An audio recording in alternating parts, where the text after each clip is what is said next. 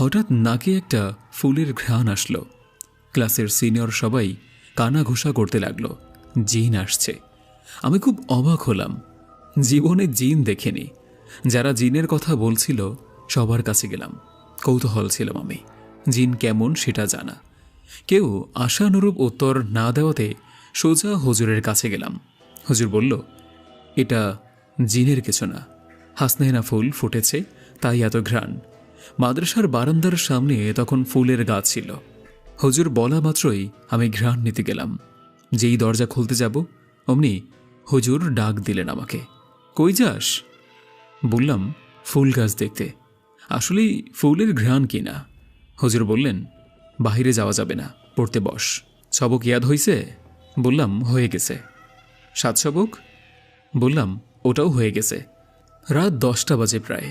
তখনও কি এসব বাকি থাকে নাকি? 6 সবক 7 সবক আধা ঘন্টার ব্যাপার, এত পড়ার লাগে নাকি? মনে মনে বললাম, কারণ পড়তে বসে আগেই সবক রেডি করি, যেন কোর্টটি খেলতে পারি। আমার বন্ধু রেজাউল, দুজন একসাথে হাফেজ হই। ওকে বললাম, আজকে জিন দেখতে যাব, যাবা? বলল, না। ও আবার খুব ভীতু ছিল, গলায় একটা তাবিজও পড়ত। ওটা নাকি বিছানায় মোতা বন্ধের তাবিজ। অথচ বয়স আমার চেয়ে 2-3 বছরের বড় হবে। কোনোভাবেই রেজাউলকে রাজি করাতে পারলামই না। ইতিমধ্যে ছুটি হয়ে গিয়েছে। ঠিক 10টায় ছুটি হয়ে যায়। এরপর সবাই বেডিং বিছিয়ে ঘুমিয়ে যায়। আমার আর রেজাউলের বেড পাশাপাশি হওয়ায় না ঘুমিয়েও গল্প করতাম।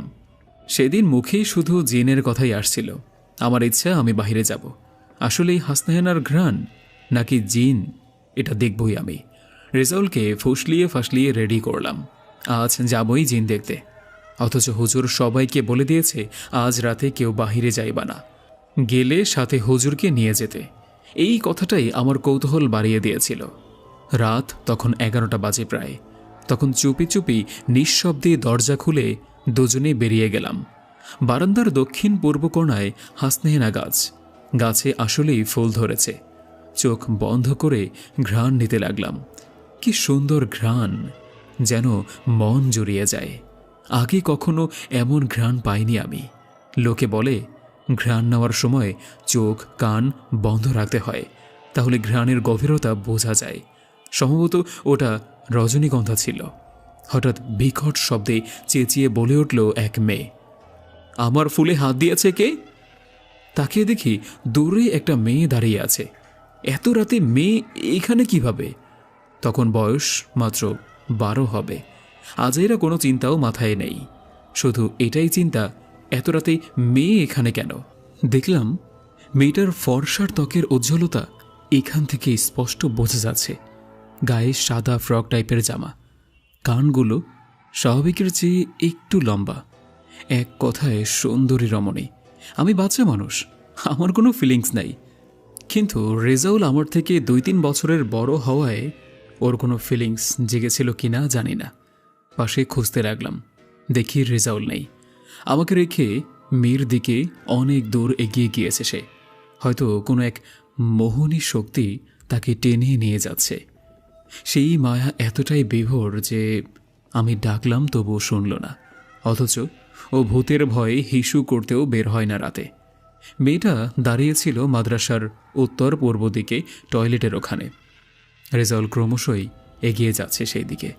আমি পিছন থেকে ডেকেই যাচ্ছি, ওর সেদিকে খেয়ালই নেই। একসময় ঘরের আড়ালে চলে গেল মেয়েটা। আমি যে গিয়ে ওকে ধরে আনবো সেই খেয়াল আসেনি মাথায়। কয়েক মিনিট হয়ে গিয়েছে। ততক্ষণে আমিও বোধহয় কোনো মায়ার রেশ কাটিয়ে উঠেছি। মুহূর্তেই মনে পড়ল হুজুরকে ডাক দেওয়া দরকার। জলদি ডাকলাম হুজুরকে। বললাম, রেজাউল ওইদিকে চলে গিয়েছে। কেন? একটা মেয়ে ছিল ওখানে, সেদিকে গিয়েছে। হুজুর জলদি লাইট নিয়ে দৌড়ে বের হলেন। ততক্ষণে আমার চিল্লানোতে বড় ছাত্ররাও উঠে পড়েছে। তারাও দৌড়ালো হুজুরের সাথে। গিয়ে দেখি রেজাউলকে কোলে নিয়ে আছে সেই মেয়ে। আমাদের দৌড়ানো দেখতে টয়লেটের পিছনে গিয়ে লুকায়। হুজুর গিয়ে রেজাউলকে ধরল। আমরা দৌড় দিলাম মেয়েকে ধরার জন্য। মাত্রই টয়লেটের পিছনে গেল, আর খুঁজে পেলাম না। ফিরে এসে দেখি রেজাউল মাটিতে পড়ে আছে, অজ্ঞান অবস্থায়। ডান হাতে একটা দাগ। সারা শরীরে মাছের আষ্টের গন্ধে ভরে আছে। পুরো শরীর জুড়ে কেমন পিচ্ছিল আঠা আঠা। যেন মনে হয় বার্লির বালতিতে ডুবিয়ে এনেছে। হুজুর তাড়াতাড়ি রেজাউলকে মাদ্রাসায় নিয়ে আসলেন। জ্ঞান ফিরতেই পানি গরম করা হলো, সাবান দিয়ে গরম পানিতে ঘষে গোসল করানো হলো। একটু সুস্থ হলে সবাই ঘুমিয়ে গেল। আমি শুধু একটা চিন্তা মাথায় নিয়ে রইলাম, মেয়েটা কে? রেজাউলকে কোলে নিয়েছিল কেন? ওর হাতে কামড় দিল কে? গায়ে এমন পচা আঠা আসলো কোথা থেকে? সকালে জানলাম ওটা একটা পেতনি ছিল। সেজন্যই রাতে হুজুর আমাদের বের হতে মানা করেছিল। রেজাউলকে জিজ্ঞেস করলাম গত রাতের কথা। বলল ওর কিছুই মনে নেই। হুজুর আমাকে আলাদা ডেকে নিয়ে বলল, প্রতি বছর এই রাতে এমন হয়ে থাকে, তাই সাবধান থাকতে হয়। নেক্সট টাইম যেন এমন না করি। আমি তারিখটা লিখে রাখলাম, 11/11/2011, সপ্তাহের শেষ দিন, বৃহস্পতিবার। নেক্সট টাইম অবশ্যই পেতনি দেখতেই হবে। সেদিনের পরে পেতনি দেখার ইচ্ছাটা খুব বেশি করে জেগেছিল। তার চেয়েও বেশি আগ্রহ জাগে পেতনি কি, কোথায় থাকে, কি করে, কি খায়, সবসময় দেখা যায় না কেন, এইসব ইত্যাদি। এই বিষয়গুলো সেদিনের পর থেকে হুজুর আমাকে কড়া নজরে রাখতেন। হুজুর যদি শের হয় তবে আমিও সোয়া শের, তাই না? হুজুরের নজর ফাঁকে দিয়ে মাঝে মধ্যেই রাতের বেলা বাহিরে চলে যেতাম পেতনির খোঁজে। সিনিয়রদের জিজ্ঞেস করলাম, পেতনি আসলে কি? সাইফুল নামের একজন ছেলে ছিল, বয়সে আমার চেয়ে অনেক বড়, তবে পড়ায় আমার থেকে জুনিয়র। সাইফুল বলল, পেতনি হইল জিনের মেয়ে। ওরা সারা রাত মাঠে ঘাটে ঘুরে বেড়ায়। ঝিঝি পোকা যেমন আলো নিয়ে ঘোরে, তেমনই আলো থাকে ওদের। সারা রাত এভাবে ঘুরে ঘুরে গু খায়। কি গু খায়? ওয়াক! আমার ঘেন্না দেখে সাইফুল বলল, এমন করলে আর বলবো না। তারপর কোনোভাবে বুঝিয়ে সুঝিয়ে রাজি করালাম। তুমি কিভাবে জানলে যে ওরা গু খায়? সাইফুল শুরু করল তার পুরাতন অভিজ্ঞতা। আমি তখন অনেক ছোট। আব্বু পল্টনের ডিপ মেশিন ড্রাইভার ছিল। সারা রাত জেগে খেতে পানি দিতে হতো।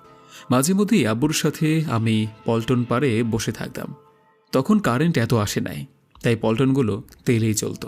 তেল ফুরিয়ে গেলেই বাজার থেকে তেল আনতে যেতে হতো, তাই একেবারেই ঘুমানো যেতই না। একটা হারিকেন বাঁধার খুঁটি ছিল, সেখানে হারিকেন বেঁধে মাটিতে পাটি বিছিয়ে কাঁথা মুড়ি দিয়ে শুয়ে থাকতাম। কখনো ঘুমিয়ে যেতাম, আবার কখনো জেগে জেগে আব্বুর গল্প শুনতাম। সেদিনও এমন গল্প শুনতেছিলাম। হঠাৎ আব্বু চিল্লানি দিয়ে বলে উঠল, সাবধান, এদিকে আসবে না। আমি চমকে গেলাম, এভাবে চিল্লানি দিল কেন? আব্বু দেখালো, ওই দেখ, ওটা পেতনি। দেখলাম ছোট্ট একটা কুপি বাতির মতো হাতে নিয়ে পুরো মাঠ ঘুরে বেড়াচ্ছে একটা সাদা কাপড় পরা মেয়ে। আব্বু তাড়াতাড়ি করে একটা বিড়ি ধরালো, বলল, বিড়ি থাকলে ওরা ভয় পায়। পেতনিটা একটু পরপর মাটিতে বসে পড়ছিল, আবার ভেসে ভেসে ঘুরে বেড়াচ্ছিল। এমন করছে কেন? তখন আব্বু বলল, ওরা ব্যাং, সাপ, পোকামাকড় এসব ধরে ধরে খায়। এখন তো খেতে পানে, তাই শুকনো মানে গোবর এইসব খাচ্ছে। ওরা কোথায় থাকে? আমার কৌতূহল বেড়েই গেল। ওরা ঝোপঝাড়, বাঁশঝাড়, জঙ্গল, পুকুর পাড়, তেঁতুল গাছ, গাব গাছ, অশ্বত্থ গাছ, শ্মশান, কবরস্থান এসব জায়গাতেই থাকে। সেখানে থেকে কি করে? আল্লাহ ওদের খাবার রেখেছে হাড্ডি, কয়লা, গোবর, পোকামাকড়ের মাঝে। ওরা ওখানে থেকে এসব খোঁজে। কবরে থেকে কি করে? মানুষের হাড্ডি খায়। দিনে কোথায় যায়? দিনে ওরা ঘুমায়। পেতনিরা নিশাচর, তাই দিনে ঘুমায়, রাতে বের হয়। আমি হা করে শুনছিলাম সাইফুলের কাহিনী। জিজ্ঞেস করলাম, এরপর আরও পেতনি দেখেছে কিনা? বলল, অনেকবার দেখেছে। ওদের মধ্যে যারা একটু সুন্দরী হয় তাদেরকে মানুষ পরী বলে, অথচ পরী আর পেতনি একই। ওরা সবাই গু খায়। ওদের লম্বা লম্বা কান, নাক ভোঁচা, আর ভালো করে কথাও বলতে পারে না। সাইফুলরা আহলে হাদিস ছিল। ওরা যা বলে সব নাকি সত্য, আর হাদিসেও নাকি এমন বলা আছে পেতনিদের কথা। আমি ওর কথা বিশ্বাস করলাম। এভাবে মাঝে মধ্যেই সাইফুলের কাছে গিয়ে 2-4 জনের রেহাল সামনাসামনি ঠেকিয়ে সবক শোনানোর নাম করে ফিসফিসিয়ে গল্প করতাম। পেতনি দেখার আগ্রহ কমে গিয়ে ক্রমশ সেটা পরেই দেখার আগ্রহে পরিণত হতে লাগলো। দেখব যখন, তখন সুন্দরীটাই দেখব। নভেম্বর মাস, মাদ্রাসায় মাহফিল হবে ডিসেম্বরে। সেই উপলক্ষে বাঁশ কালেকশন করতে হয়, অনেকগুলো বাঁশ জড়ো করতে হয়। সেগুলো বিক্রি করে অনেক টাকা জমা হয়। মাদ্রাসার লিল্লাহ ফান্ডে যেত ওসব টাকা। মাহফিলের সিজন আসলে আমাদের আনন্দ ঈদের চেয়েও বেশি মনে হতো। প্রায় 1 মাস ছবক বাদে আর কোনো সাতছবক আমুক্তা এসব কিছুই থাকতো না। ছবকটা কোনোরকম মুখস্থ করে বসে বসে গল্প করতাম, কাহিনী শুনতাম, সারাদিন ঘুরে ঘুরে বাঁশ কাটতাম, কালেক্ট করতাম। লাইভ জিঙ্গালালা। একদিন এমন এক বাঁশ কাটতে গিয়েছি অনেক দূরে, ফিরতে অনেক রাত হয়ে গিয়েছে। বাস যদিও গাড়িতে করে আগে পৌঁছে গিয়েছে মাদ্রাসায়, আমাদের হেঁটে ফিরতে ভালোই রাত হয়েছে। হঠাৎ দেখি বাঁশঝাড় থেকে বিরাট লম্বা একটা বাঁশ রাস্তার ওপরে নইয়ে আছে। আশেপাশে কেউই নেই, আমরা মাত্র 5 জন, সাথে একজন মাত্র বড় ভাই। বড় ভাই ডেকে বলল, এই বাঁশ পার হওয়া যাবে না। কিন্তু কেন? সে বলল, এটা সাধারণ বাঁশ না। এত অন্ধকারে আশেপাশে কেউ নেই, কোনো ঝড় নেই, বাতাস নেই, আসার সময় কোনো বাঁশ ছিলই না এখানে। এখন এভাবে বাঁশ নুয়ে আছে মানে কি? নিঃসন্দেহে এটা কোনো জিন ভূতের কাজ। বাঁশের উপরে নাকি ভূত বসে আছে, আমরা দেখছি না। এমত অবস্থায় যদি বাঁশের নিচ দিয়ে পার হতে যাই তাহলে চাপা দিয়ে মাটির সাথে মিশিয়ে ফেলবে, আর যদি ডেঙিয়ে পার হতে যাই তাহলে বাঁশ সোজা হয়ে আমাদের একেবারে বাঁশের আগায় তুলে ফেলবে।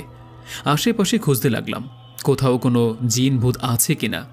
হঠাৎ ভাই দেখালো বাঁশঝাড়ের মাথায় একটা সাদা কাপড় পরে কে যেন বসে বসে পা দুলাচ্ছে। ভয়ে আমার আত্মা শুকিয়ে যাবে অবস্থা। অতঃপর সবাই প্রাণ ভয়ে আয়তাল কুরসি দোয়া দুরূদ পড়তে লাগলাম। এখন বাঁশ পার হব কিভাবে? উপরে তাকিয়ে দেখি বাঁশের মাথায় বসে বসে কে যেন পা দুলাচ্ছে। ভয়ে আমাদের আত্মা শুকিয়ে যাবে অবস্থা। সবাই প্রাণ ভয়ে আয়তাল কুরসি দোয়া দুরূদ পড়তে লাগলাম। এখন বাঁশ পার হব কিভাবে? এমন সময় করুণ এক কান্নার আওয়াজ ভেসে আসতে লাগলো। প্রথমে ভেবেছি আমি একাই শুনছি। বন্ধুকে ডেকে কানে কানে জিজ্ঞাসা করলাম, তুইও কি কিছু শুনলি? ও জিজ্ঞেস করলো, কিসের কথা? বললাম, কান্নার কেমন আওয়াজ পাচ্ছি। রাশেদ ভালো করে খেয়াল করলো, আসলেই কান্নার আওয়াজ আসছে। ওর কানেও আওয়াজ যাওয়া মাত্রই চিল্লিয়ে বলতে লাগলো, আজকেই আমাদের রক্ষা নাই আর, ভূতে কাঁদতেছে আমাদের খাওয়ার জন্য। এই বলে রাশেদও কান্না শুরু করলো। একে তো ভয়ে আধা মরা অবস্থা, তার উপরে রাশেদের কান্নায় সবাই কান্না করতে লাগলো। আমি ছোটবেলা থেকেই সাহসী, তবুও আমার অবস্থা কান্না করার মতো। বাঁশঝাড়ের মাঝে থেকে হঠাৎ কি যেন নড়ে উঠল। আবছা আলোয় দেখতে পেলাম বিশাল দেহের কিছু একটা দাঁড়িয়ে আছে ঝাড়ের ভিতরে। আমাদের ভয় আর দেখে কে, পিছন ফিরেই একটা দৌড় দিলাম সবাই। যতক্ষণ না কোনো বাড়ি পেলাম ততক্ষণ দৌড়াতে থাকলাম। এর মাঝে পিছনে ফিরেই তাকায়নি, তাড়াহুড়ো করে গিয়ে এক বাড়িতে উঠলাম। রাস্তা থেকে একটু দূরে বাড়ি, বাড়ির গেট লাগানো। রাশেদ চিল্লায়া ডাকতে লাগলো, কেউ আছেন? তাড়াতাড়ি দরজা খোলেন, আমাদের মেরে ফেলল। সাথেই ওর চিৎকার। আফসোস কেউই দরজা খুলল না। পিছনে ফিরে দেখি সেই কালো বিশাল ছায়াটা রাস্তায় দাঁড়ানো। আমি একা দেখিনি ছায়াটা, সবাই দেখেছে। এবার আমাদের অবস্থা খুবই খারাপ। আমরা ধরেই নিয়েছি আজকে আর বাঁচব না। এমন সময় একটু দূরে বাড়ি থেকে একজন হারিকেন নিয়ে বের হয়ে ডাক দিল আমাদের, এই কি হয়েছে ওখানে? আমরা কিছু বলার আগেই এক দৌড়ে গেলাম তার কাছে। সবাইকে হাঁপানো আর কান্না করতে দেখে বলল উনি, তোমরা শান্ত হও, কি হয়েছে বলো আমাকে। রাশেদ বলতে গিয়েও বলতে পারল না। সাথে থাকা বড় ভাই বলল, এই কাহিনী, ওখানে কে যেন আছে। হারিকেনওয়ালা মুরব্বী চাচা বলল, জায়গাটা ভালো না, তোমরা এত রাতে মেইন রোড বাদ দিয়ে এই রাস্তায় আসছো কেন? হ্যাঁ?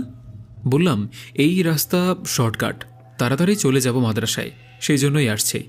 মুরব্বী চাচা বলল, ওখানে যে বটগাছটা দেখেছ, 2 দিন আগে ওই গাছে এক ছেলে ফাঁসি দিয়ে মারা গিয়েছে। তোমরা এই রাস্তায় এসে ঠিক করো নাই। লোকটাকে বললাম, আজকে আমরা আপনার বাড়িতে থাকি, কাল সকালে মাদ্রাসায় চলে যাব। মুরব্বী বললেন, এখানে তো থাকা যাবে না, চলো তোমাদের মেইন রোডে গিয়ে পৌঁছে দিয়ে আসি। আমরাও সহমত হলাম।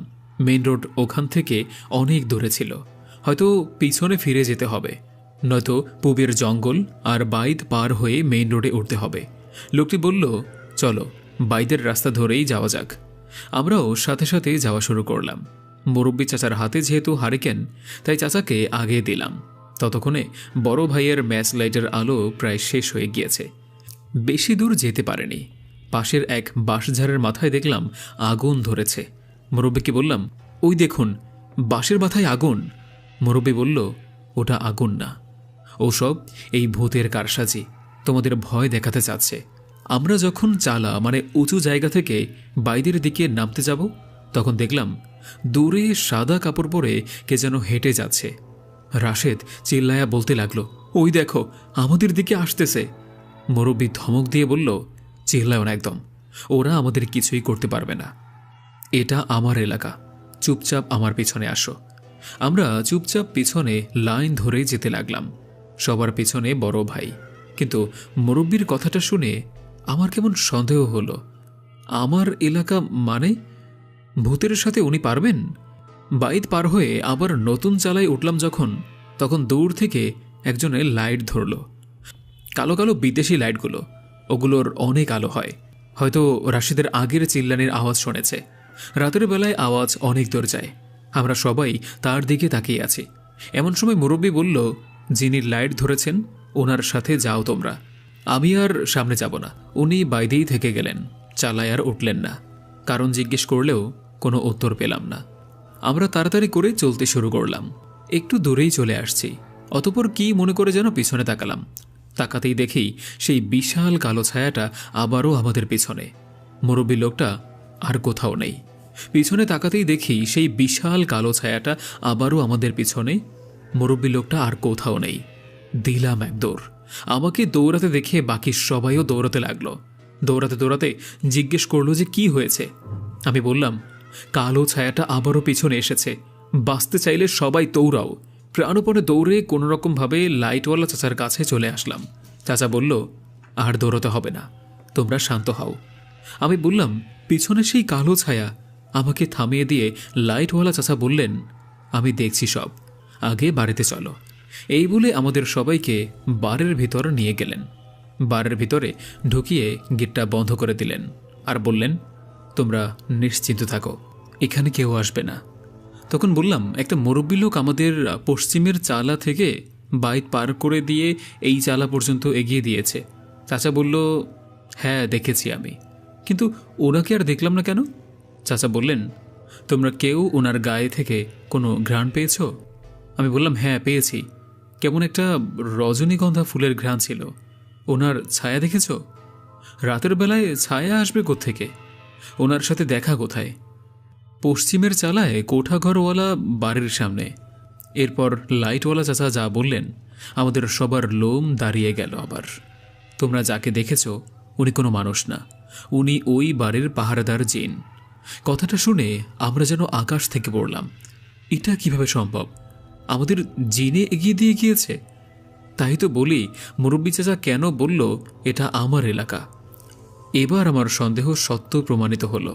চাচা বললেন, ওই বাড়িতে গিয়েছিলে তোমরা? বললাম, না যায়নি, আমরা ওখানেই থাকতে চাইলেও উনি থাকতে দেননি। চাচা বললেন, উনি ওই বাড়ির মালিক না, না হলে ঠিকই থাকতে দিতেন। উনি খুব ভালো চেন। ওই পুরো চালা আর বাইদের আশেপাশে সব দেখভাল করেই উনি।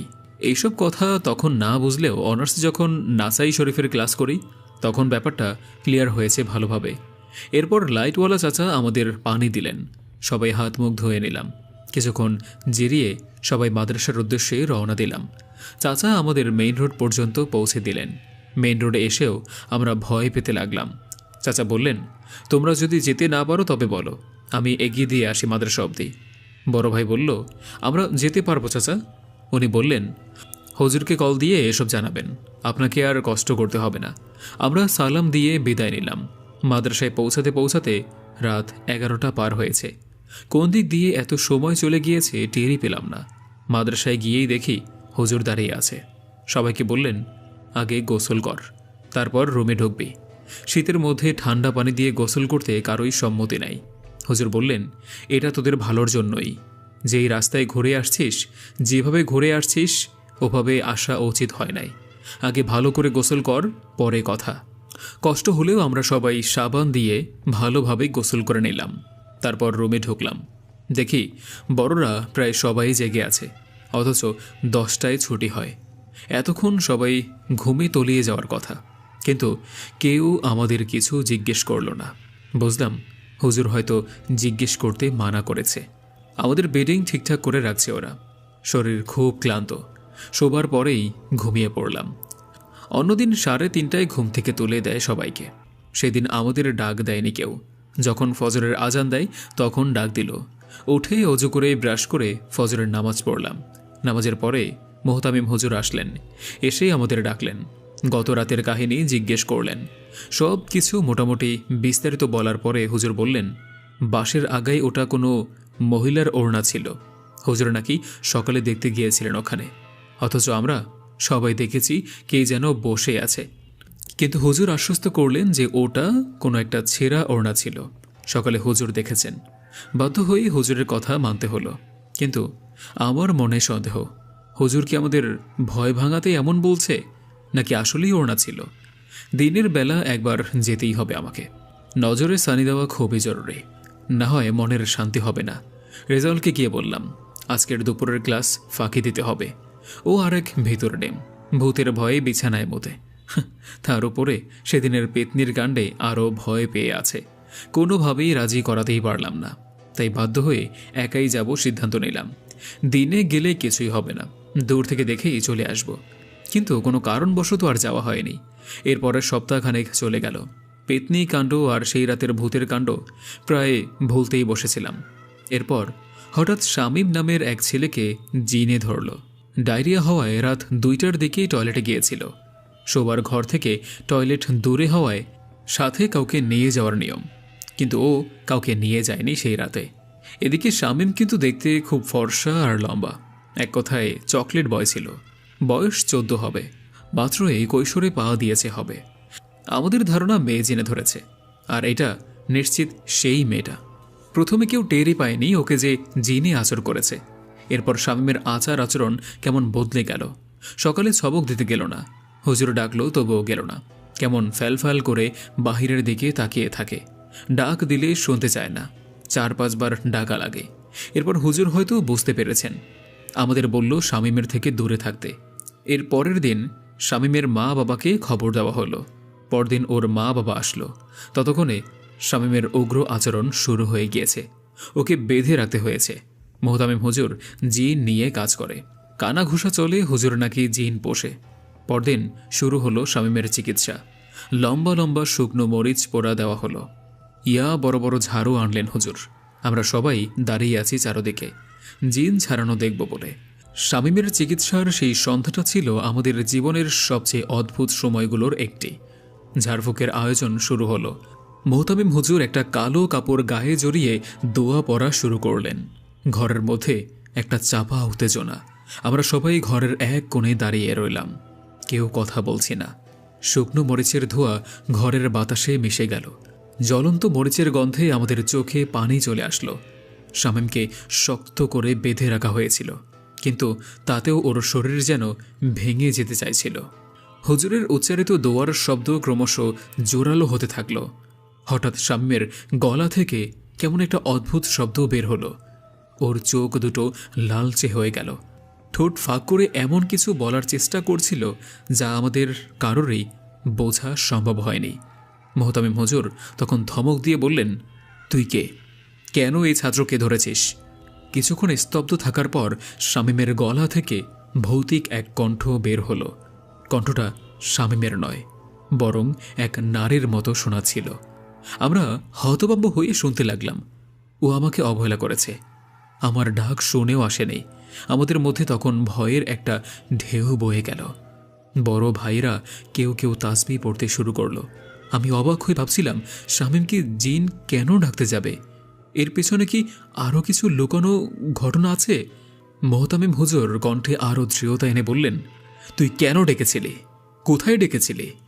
তখন শামীমের ঠোঁট বেয়ে রক্তের মতো কালছে তরল বের হতে লাগল। তার অস্বাভাবিক গলা দিয়ে আবার সেই নারের কণ্ঠ শোনা গেল। আমি তাকে রাতে পুকুর পাড়ে ডেকেছিলাম। ওই রাতে চাঁদের আলো আমার জন্য বিশেষ ছিল। আমি তাকে বলেছিলাম আমার সাথে আসুক, কিন্তু ও ভয় পেয়ে পালিয়ে গেল। হুজুর গভীর দৃষ্টি নিয়ে বললেন, তুই কি চেয়েছিলি? কেন ওকে ডেকেছিলি? নারী কণ্ঠটি কিছুক্ষণ নীরব থাকার পর মৃদু কাপা কণ্ঠে বলল, আমি তাকে চাই, ওর শক্তি চাই। ও যদি আমার ডাকে সাড়া দিত, আমি তাকে সম্পদ দিতাম, ক্ষমতা দিতাম, কিন্তু ও এলো না। তার পরিবর্তে আমি ক্ষুধার্ত রয়ে গেলাম। এখন আমার ক্ষুধা আমাকে ছাড়ছে না। আমরা যারা সেই ঘরের কোণে দাঁড়িয়েছিলাম তারা ভয়ে আর কৌতূহলের মিশ্রণে একসঙ্গে দাঁড়িয়ে রইলাম। কেউ কেউ ফিসফিস করে বলল, শক্তি, সম্পদ। শামীম যদি যেত তবে কেউ বেঁচে ফিরত? মোহতামিম হুজুর বললেন, তুই যে সম্পদের কথা বলছিস তা কি মানুষের পক্ষে নেওয়া সম্ভব?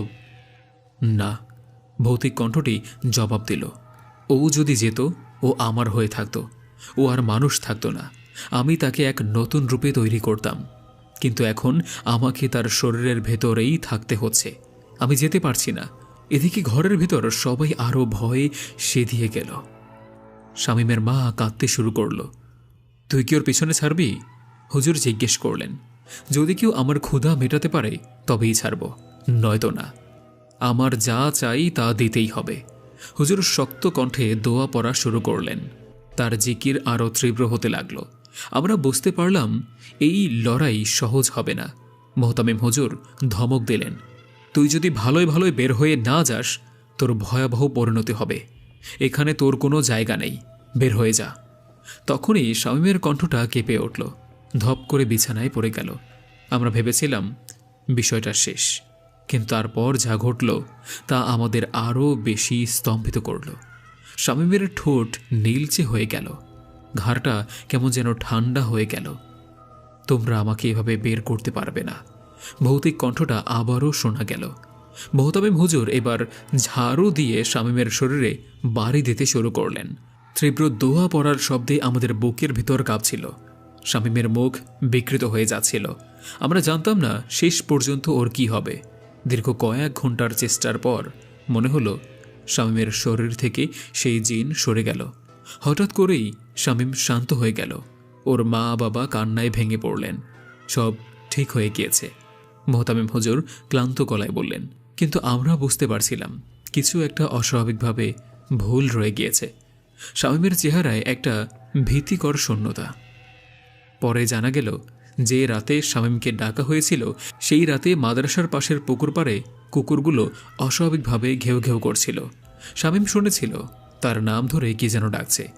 প্রথমে ভেবেছিল হয়তো মাদ্রাসার কেউ, কিন্তু জানালার ফাঁক দিয়ে বাইরে তাকিয়ে দেখল সাদা ওড়না পরা এক মহিলা তার দিকে তাকিয়ে মৃদু হাসছে। শামীম তখন জানালা বন্ধ করে ঘুমানোর চেষ্টা করেছিল, কিন্তু সেই ডাক থামেনি। ভোর পর্যন্ত ওর কানে সেই শব্দ বেজেই গিয়েছে। ও সাহস করে সাড়া দেয়নি, ভয় পেয়ে গিয়েছিল।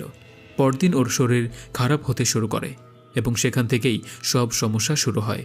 তারপর কোথায় থেকে কিভাবে ওর ওপরে আছর করে জানতে পারেনি। আমাদের মনে হলো শামীম যদি সেই রাতে যেত তাহলে হয়তো আমরা তাকে আর কখনো ফিরে পেতাম না, অথবা ফিরলেও সে আর শামীম থাকতো না। পরের দিন শামীমকে মাদ্রাসা থেকে তার মা বাবার সঙ্গে বাড়ি পাঠানো হলো, কিন্তু শামীম আর কখনো আগের মতো স্বাভাবিক হতে পারেনি। আমরা জানি না সেই জিন আদৌ শামীমকে পুরোপুরি ছেড়েছিল কি না, তবে সেই রাতে শামীমকে যে ভয়ঙ্করভাবে জিন ধরেছিল তা আমাদের জীবনের ভয়ঙ্করতম অভিজ্ঞতাগুলোর মধ্যে একটি হয়ে থাকবে।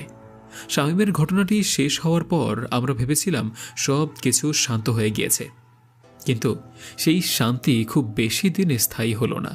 শামীম চলে যাওয়ার পর থেকেই আমাদের মাদ্রাসায় যেন কেমন অদ্ভুত ব্যাপার ঘটতে শুরু করলো। রাতে হঠাৎ করেই কেউ যেন দরজায় শব্দ করত। আমরা দরজা খুলতে গেলেই দেখতাম বাইরে কেউ নেই। মাঝে মধ্যে ফ্যান ঘুরতে ঘুরতে হঠাৎ বন্ধ হয়ে যেত, আবার নিজে নিজেই চলতে শুরু করত। কেউ কেউ বলতো রাতে ওয়াশরুমের জানালার পাশে সাদা পোশাক পরা কোনো ছায়া নড়াচড়া করে। এক রাতে রেজাউল আমাকে ধাক্কা দিয়ে জাগালো। তার মুখে ভয় ফুটে উঠেছে। খুরশিদ ওঠ, ফ্যানটা বন্ধ হয়ে গেছে। দেখি কেউ যেন জানালার বাইরে দাঁড়িয়ে আছে। আমি আলগোছে উঠে জানালার দিকে তাকালাম, কিন্তু কিছুই দেখতে পেলাম না। রেজাউল পাগলের মতো কাঁপছে। তুই কি দেখলি? আমি জিজ্ঞেস করলাম। রেজাউল কাঁপতে কাঁপতে বলল, একজন সাদা ওড়না পরা মহিলা। ও এমনভাবে তাকাচ্ছিল যেন কিছু বলতে চায়। আমি উঠে বসতেই মিলিয়ে গেল। আমার মনে তখন আবার সেই রাতের মুরব্বী লোকটার কথা মনে পড়ল। তবে কি এটা আবার সেই জিন নাকি আরেকটি নতুন কাণ্ড? এরপর থেকে মাদ্রাসার অন্যান্য ছাত্ররাও বলতে শুরু করলো রাতে কেউ তাদের ডাক দেয়। কেউ আবার দেখে টেবিলের বইপত্র এলোমেলো হয়ে পড়ে আছে। মোহতামিম হুজুর অবশ্য এসব নিয়ে বেশি কিছু বলেননি, কিন্তু আমরা সবাই জানতাম এখানে কিছু একটা অস্বাভাবিক ঘটছে। এক রাতে হঠাৎ আমাদের ঘরের দরজা সজোরে খুলে গেল। আমরা সবাই ভয়ে চুপ হয়ে গেলাম। কোনো বাতাস ছিল না, তবুও দরজা এমনভাবে খুলে গেল যেন কেউ সেটা টেনে খুলেছে। রাত প্রায় ৩টা। রেজাউল আবার আমাকে জাগালো। এইবার ওর চোখে ভয় নয়, কেমন একটা আতঙ্ক। ওঠ, ঘরের বাইরে কেউ দাঁড়িয়ে আছে। আমি সাহস সঞ্চয় করে দরজার দিকে এগিয়ে গেলাম। দরজার বাইরে কাউকে দেখা গেল না, কিন্তু তখনই আমার চোখ পড়ল মাদ্রাসার খোলা মাঠের দিকে। দূরে একটা ছায়া স্পষ্ট দেখা গেল। একজন সাদা পোশাক পরা মহিলা দাঁড়িয়ে আছে, কিন্তু তার পায়ের কোনো ছাপ নেই। আমি পিছনে ফিরে সবাইকে বলতেই বড় ভাইরা ফ্যান বন্ধ করে তাসবিহ পড়া শুরু করলো। পরিস্থিতি আরও খারাপ হলো পরদিন সকালে। মোহতামিম হুজুর আমাদের 5 জনকে ডেকে পাঠালেন। তোমরা কি কোনো নতুন জায়গায় গিয়েছিলে, কিংবা কোনো নিষিদ্ধ স্থানে? আমরা সবাই চুপ, তবে আমার মাথায় তখনও সেই পশ্চিমের চালার দৃশ্য ভাসছে। আমি সাহস করে বললাম, হুজুর, আমরা সেই রাতে এক চালায় গিয়েছিলাম, কিন্তু সেটা কি আসলেই কোনো সমস্যা? হুজুর গভীর চোখে তাকিয়ে বললেন, তোমাদের ওই রাতে যা ঘটেছে সেটাই সব কিছুর মূল কারণ। তোমরা এমন জায়গায় গিয়েছিলে যেটা মানুষের জন্য নয়। সেখান থেকেই কিছু তোমাদের মাদ্রাসা পর্যন্ত অনুসরণ করেছে। হুজুর ঠিক করলেন মাদ্রাসার চারপাশে দোয়া পড়ে ঝাড়ফুঁক করা হবে। সবাইকে সেই রাতের ঘটনার জন্য তওবা করতে বললেন। আমরা মাদ্রাসার মাঠে জিকির করতে বসলাম, কিন্তু আমাদের মনেই একটা প্রশ্ন থেকেই গেল। যা কিছু আমাদের তাড়া করে মাদ্রাসা পর্যন্ত এসেছে, সেটা কি আমাদের ছেড়ে দেবে, নাকি এটাই আমাদের জন্য নতুন কোনো বিপদের সূচনা? হুজুর গভীর চোখে তাকিয়ে বললেন, তোমাদের সাথে ওই রাতে যা ঘটেছে সেটাই সব কিছুর মূল কারণ। তোমরা এমন জায়গায় গিয়েছিলে যেটা মানুষের জন্য নয়। সেখান থেকে কিছু তোমাদের পিছু পিছু মাদ্রাসা পর্যন্ত অনুসরণ করেছে। হুজুর ঠিক করলেন মাদ্রাসার চারপাশে দোয়া পড়ে ঝাড়ফুঁক করবে। এটাকে জায়গা বন্ধ করা বলে। পরদিন ঝাড়ফুঁক সকালের আলো ফুটবার আগেই মোহতামিম হুজুর আমাদের ডেকে পাঠালেন। মাদ্রাসার বারান্দায় সবাই জড়ো হলো। এক অদ্ভুত চাপা আতঙ্ক যেন পুরো জায়গাটায় ছড়িয়েছিল। কয়েকদিনের এমন নিয়মিত কাহিনীতে ছাত্ররা ভয়ে জড়সড় সবাই। হুজুর কঠিন স্বরে বললেন, আজ থেকে মাদ্রাসার চারপাশে ঝাড়ফুঁক শুরু হবে। তোমাদের সবার দায়িত্ব পালন প্রয়োজন। এই জায়গাটা শুদ্ধ করা না গেলে বিপদ আরও বাড়তে পারে। আমরা কেউই কিছু বলার সাহস করলাম না। একটু পর থেকেই মাদ্রাসার চারপাশে আয়াতুল কুরসি, সূরা ইয়াসিন ও অন্যান্য দোয়া পড়া শুরু হলো। মাদ্রাসার বড় ছাত্রদের সবাইকে জড়ো করে পুরো এলাকাটায় পানি ছিটানো হলো। সেই পানিতে পুদিনা পাতা, বড়ই পাতা আর কালো মরিচের গুঁড়ো মিশানো ছিল। ঘরের প্রতিটি কোণেও একই প্রক্রিয়া চলল। ঝাড়ফুঁকের সময় আমরা সবাই যে যার রুমে থাকতাম, তবে ঘরের ভেতরেও যেন বাতাস থমথমে হয়ে গেল। কিছুক্ষণ পর পাশের ঘর থেকে একজনের চিৎকার শুনতে পেলাম। আমরা দৌড়ে গিয়ে দেখি এক ছাত্রীর চোখ উল্টে গিয়েছে, আর সে দম বন্ধ হয়ে আসার মতো কাঁপছে। মোহতামিম হুজুর দ্রুত তার কাছে গিয়ে দোয়া পড়া শুরু করলেন। ধীরে ধীরে ছেলেটি শান্ত হলো, কিন্তু তার চোখে কেমন একটা অদ্ভুত শূন্যতা থেকে গেল। ফ্যাল ফ্যাল করে তাকিয়ে আছে সিলিংয়ের দিকে। হুজুর আমাদের দিকে তাকিয়ে বললেন, এখানে শুধু ঝাড়ফুঁক যথেষ্ট নয়, আমাদের ওই জিনকে তার আসল রূপে হাজির করতে হবে। ওর সাথে সরাসরি কথা না বললে সমস্যার সমাধান হবে না। ঝাড়ফুঁকের কাজ শেষ হওয়ার পর হুজুর সিদ্ধান্ত নিলেন জিনকে সামনে আনার চেষ্টা করবেন। তিনি সবাইকে সাবধান করে বললেন, এই প্রক্রিয়া ঝুঁকিপূর্ণ। যদি কোনো ভুল হয় তবে মাদ্রাসার সবাই বিপদে পড়তে হবে। জিন হাজির সময় কেউ যেন রুমের বাহিরে না যায়, প্রস্রাব চাপলেও না। আমাদের সবাইকে মাদ্রাসার রুমের মধ্যে রেখে বাহির থেকে তালা মেরে দেওয়া হয়েছিল, কারণ মাদ্রাসাকে ঝাড়ফুঁক করে বন্ধ করা হয়েছে। এখানে নাকি কোনো জিন আসতে পারবে না। বাহিরে আজকে খুব বেশি জিনের তাণ্ডব চলবে। জিন হাজির করতে রাত 12টা থেকে 3টার মধ্যেই প্রক্রিয়াটি সম্পূর্ণ করতে হয়। রাত যখন 12টা বাজবে মাদ্রাসার প্রায় সবাই ঘুমিয়ে পড়েছে। আমার জিন দেখার খুব শখ। জানালার ফাঁক দিয়ে আমি ও সাথে আরও 3-4 জন একযোগে তাকিয়ে আছি। আজকের রহস্য ভেদ করতেই হবে। মাদ্রাসার পাশের বিশাল মাঠে সাদা রং দিয়ে মোহতামিম হুজুর একটি বড় বৃত্ত ও তার ভিতরে আরেকটি ছোট বৃত্ত তৈরি করলেন। বৃত্তের চারপাশে কালো কালি দিয়ে কুরআনের আয়াত লেখা হলো। ঠিক মাঝখানে 5টা বড় মোমবাতি রেখে চারপাশে শুকনো মরিচ আর লবঙ্গ ছিটিয়ে দেওয়া হলো। বড় বৃত্তের বাহিরে 6 ইঞ্চি অন্তর অন্তর সাদা, লাল এবং কালো রঙের মোমবাতি দিয়ে সাজালেন তিনি। প্রায় 1,500 মোমবাতি লেগেছিল সেই রাতে। হুজুরের সাথে আরও 2 জন সহকারী ছিল, ওনারা সাহায্য করেছিলেন। একবার পবিত্র হয়ে ছোট বৃত্তের ভিতরে ঢুকে গেলে জিন হাজির করে কাজ সিদ্ধি পর্যন্ত বের হবার কোনো সুযোগ নেই। আমরা দেখলাম বৃত্তের ঠিক মাঝে হুজুর বসলেন, 2 পাশে 2 সহকারী। অতপর সবাই সূরা জিন পড়া শুরু করলেন জোরে জোরে। এর আগে কিছু পড়েছে কিনা শুনিনি। জিন হাজির করতে গেলে এক ধারে 41 বার সূরা জিন পড়া লাগে। এর মধ্যে না হাজির হলে 101 বার পড়তে হয়। রাত প্রায় 2টা হবে তখন। এতক্ষণ বিভিন্ন দোয়া কালাম পড়ছে তারা। এরপর হুজুর আদেশের স্বরে 3 বার জোরে জোরে পড়লেন, আল্লাহ শাফিম শোয়ে কামির। তারপর 3টি সাদা, কালো এবং লাল মোমবাতি পর্যায়ক্রমে জ্বালিয়ে দিলেন। একটি আয়না মোমবাতির সামনে চিৎ করে পরিষ্কারভাবে রেখে তার উপর কিছু লিখলেন। হুজুর যা লিখছিলেন সেটা আমি জানি, কিন্তু গোপনীয়তার স্বার্থে বললাম না। জারফুকের মন্ত্র পাঠ শেষ না হতেই চারদিকে অদ্ভুত এক নীরবতা নেমে এলো। আমরা চেষ্টা করেও হুজুরের মন্ত্রগুলো শুনতে পেলাম না। বাতাস যেন থমকে গেল। মোমবাতির শিখাগুলো থরথর করে কাঁপতে লাগলো। আমাদের নিঃশ্বাস নিতেও কষ্ট হচ্ছিল। ঠিক তখনই শোনা গেল হো হো হা হা করে ভয়ঙ্কর এক শব্দ। শব্দের তীব্রতায় মনে হচ্ছিল আকাশ ফেটে পড়বে। চারপাশে অন্ধকার আরো ঘন হয়ে এলো। বৃত্তের বাহিরের সব বাতি নিজে থেকে ধপধপ করে নিভে গেল। চারদিকে শুধুই মরিচের পোড়ার তীব্র গন্ধ। হঠাৎ দেখলাম উত্তর আকাশ থেকে একটি বিশাল আগুনের কুণ্ডলী ভয়ঙ্কর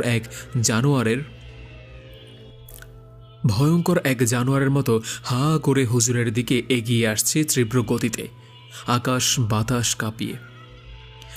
বাতাস কাঁপিয়ে ঘূর্ণিঝড়ের মতো সবগুলো লণ্ডভণ্ড করে এগিয়ে আসলো হুজুরের দিকে, যেন এই বুঝি হুজুরকে ধরে চিবিয়ে খেয়ে ফেলবে। এত তর্জন গর্জন করে এসেও বড় বৃত্তের দাগের সাথে এসে এমনভাবে বাড়ি খেল, মনে হলো একটা বিমান এসে হঠাৎ করে লোহার দেয়ালে গিয়ে আছড়ে পড়েছে। বড় বৃত্তের এক চুল ভেতরেও সে আসতে পারল না। হুজুরের 2 সহকারী প্রাণ ভয়ে উঠে দৌড়ে পালাতে চাইল। হুজুর তাদেরকে 2 হাতে শক্ত করে ধরে রাখলেন, কারণ ছোট বৃত্তের বাহিরে গেলেই এদের মৃত্যু নিশ্চিত। এভাবে কখনো বাঘ, সিংহ, অশরীরী আত্মা, আরও যত সব ভয়ানক কিছু আছে সব কিছুর রূপে এসে একে একে ভয় দেখাতে লাগলো। মাদ্রাসার ভিতর থেকেও ভয়ে পায়জামা ভিজে যাবে অবস্থা সেদিন আমার। আশেপাশে খেয়াল করে দেখি কেউ নাই। ভয় পেয়ে চোখ বন্ধ করে কানে আঙুল গুজে জানালা থেকে সরে গিয়েছে সবাই। আমি একাই জানালা দিয়ে তাকিয়ে এসব দেখছি। হঠাৎ বৃত্তের মাঝখানে কালো ধোঁয়া ঘূর্ণির মতো পাক খেতে লাগলো। ধোঁয়ার ভিতর থেকে যেন অস্পষ্টভাবে বেরিয়ে এলো শিকল ঝনঝনের শব্দ। তখন হঠাৎ এক প্রচণ্ড বিকট হাসি শোনা গেল আমার কানে, যা মানুষের কণ্ঠের মতো নয়, খুব গভীর, খুব ভারী আর খুব ভয়ঙ্কর। সেই সঙ্গে বাতাসে ভেসে এলো পচা মাংসের দুর্গন্ধ। মৃত্যুর ভেতরের ধোঁয়া ধীরে ধীরে জমাট বাঁধতে শুরু করলো। দেখতে পেলাম একটা বিশাল ছায়া, লম্বা, পাথরের মতো শক্ত চেহারা, চোখের জায়গায় লাল জ্বলন্ত আগুন। তার শরীর থেকে যেন কয়লার গন্ধ ভেসে আসছে। হুজুর আর তার সঙ্গীরা তখনও জোরে সোরে মন্ত্র পড়ছে, কিন্তু জিনের ভয়ঙ্কর উপস্থিতি যেন সেই আওয়াজকেও ঠেকে দিচ্ছিল। অবশেষে জিনের তার আসল রূপে হাজির হলো। সেদিনই প্রথম আমি জিন দেখি। এমন সময় জিনটা গম্ভীর কণ্ঠে সালাম দিল, আসসালামু আলাইকুম। তোমরা আমাকে ডেকেছ? তোমাদের সাহস হলো কি করে জিনের সর্দারকে ডাকার? জানো এর মূল্য কি দিতে হবে তোমাকে? আমাকে সন্তুষ্ট না করতে পারলে এই মাদ্রাসা কবরস্থানে পরিণত হবে। মাদ্রাসায় বিরক্ত করা জিন হাজির করতে গিয়ে ভুলে জিনের বাদশাহ হাজির। এখন উপায়? সেদিনই প্রথম আমি জিন দেখি। জিনের বাদশার সালামের উত্তর দিতে হুজুর কাপা কণ্ঠে বললেন, ওয়ালাইকুম আসসালাম রহমতুল্লাহি অবরাকাত। আমরা এখানে শুধু জানতে চাই তুমি কার কথায় আমাদের উপর বিরক্তি প্রকাশ করছো। জিনের বাদশাহ থমথমে গলায় বলল, তোমরা এমন স্থানে পদার্পণ করেছ যে জায়গাগুলো মানুষ মানুষের জন্য নিষিদ্ধ করা হয়েছে, যেখানে আমার এক সেনাপতি কর্তব্যরত ছিল। তোমরা আমার রাজ্যে অনধিকারে প্রবেশ করেছ, এর প্রতিশোধ নেওয়া হবে। তখন আমার মনে পড়ল, সেদিন রাস্তা দিয়ে আসার সময় মামুন একটা হাড্ডির ছোট স্তূপ দেখতে পায়। লাথি মেরে সেটা ভেঙে ফেলে। একটা বড় হাড্ডির টুকরো ফুটবলের মতো লাথি মারতে মারতে রাস্তা দিয়ে নিয়ে আসছিল। আমার আশঙ্কা হলো এটাই তবে সেই অপরাধ। মাদ্রাসায় পড়েছি, হাড্ডি, কয়লা, শুকনো গোবর দিয়ে ঢিলাকুলো করা নিষেধ। এসব নাকি জিনের খাবার। এই ব্যাপারটা মোহতামিম হুজুরকে জানানো হয়নি। হুজুর দৃঢ় কণ্ঠে উত্তর দিলেন, আমরা কোনো ভুল করিনি। আমরা এখানে শুধুই আমাদের ন্যায্য অধিকারের জন্য ডেকেছি। আল্লাহর ইচ্ছায় যা হয় তা আমরা মেনে নেব, কিন্তু আমরা চাই না নিরপরাধ ছাত্ররা এর শিকার হোক। জিনের বাদশাহ বিকট এক হাসি দিয়ে বলল, তোমাদের ক্ষমা চাইবার সময় শেষ। এখন একটাই পথ খোলা, আমাকে সন্তুষ্ট করো, নইলে তোমাদের কপালে যা আছে তা এড়ানো যাবে না। মোহতামিম হুজুর মন্ত্রপাঠ শুরু করলেন আরও জোরে জোরে। তার দুই সহকারী ভয় পেলেও হাত জোর করে বসে থাকলেন। বৃত্তের চারপাশে বাতাস ভারী হতে শুরু করল। গরম কুয়াশার মতো ধোঁয়া ঘন হয়ে জিনের বাদশার চেহারা আরও স্পষ্ট হয়ে উঠল। ঠিক তখনই পিছন থেকে একটি আর্তনাদ শোনা গেল। ঘরের ভেতর তালাবদ্ধ থাকা এক ছাত্র প্রচণ্ড জোরে চিৎকার দিয়ে উঠল। দৌড়ে গিয়ে তাকিয়ে দেখি এটা সেই মামুন। মাটিতে লুটিয়ে পড়েছে, তার মুখ দিয়ে ফেনা বেরোচ্ছে। মনে হচ্ছিল তার শরীরে কারো প্রবেশ ঘটেছে। জিনের বাদশাহ হেসে বলল, আমি তোমাদের সময় দিয়েছিলাম, এবার দেখো আমার সেনাপতির শক্তি। এরপর সেই ছাত্রের মানে মামুনের গলা দিয়ে অস্বাভাবিক গম্ভীর কণ্ঠে একটি শব্দ বেরোল, মালিকের ইচ্ছায় আমি এসেছি, আমার রাজ্যের অধিকার কেউ কেড়ে নিতে পারবে না। হুজুর তৎক্ষণাৎ সিজদায় পড়ে আল্লাহর সাহায্য চেয়ে বিভিন্ন দোয়া দুরূদ পড়তে লাগলেন। দুই সাগরের একটি বোতল থেকে পবিত্র পানি বৃত্তের দিকে ছিটিয়ে পড়া শুরু করলেন। পানি ছিটানোর সঙ্গে সঙ্গেই সেই ছাত্রের আর্তনাদ আরও বেড়ে গেল। ওদিকে ধোঁয়া যেন বৃত্তের ভিতরে আরও অস্থির হয়ে উঠল। তখনই বাইরে থাকা বাতিগুলো একটি আচমকা জ্বলে উঠল, আর পুরো এলাকা ভয়ানক আলোতে ভরে গেল। একটা বিশাল বড় আগুনের শিকল এসে জিনের শরীরে বেঁধে ফেলল। জিনের বাদশাহ এক চিৎকার দিয়ে বলল, তোমাদের সাহস হলো কিভাবে এভাবে শিকল নিয়ে খেলতে? ঠিক তখনই আমরা জানালা দিয়ে দেখলাম আকাশের দিকে এক ভয়ঙ্কর দৃশ্য।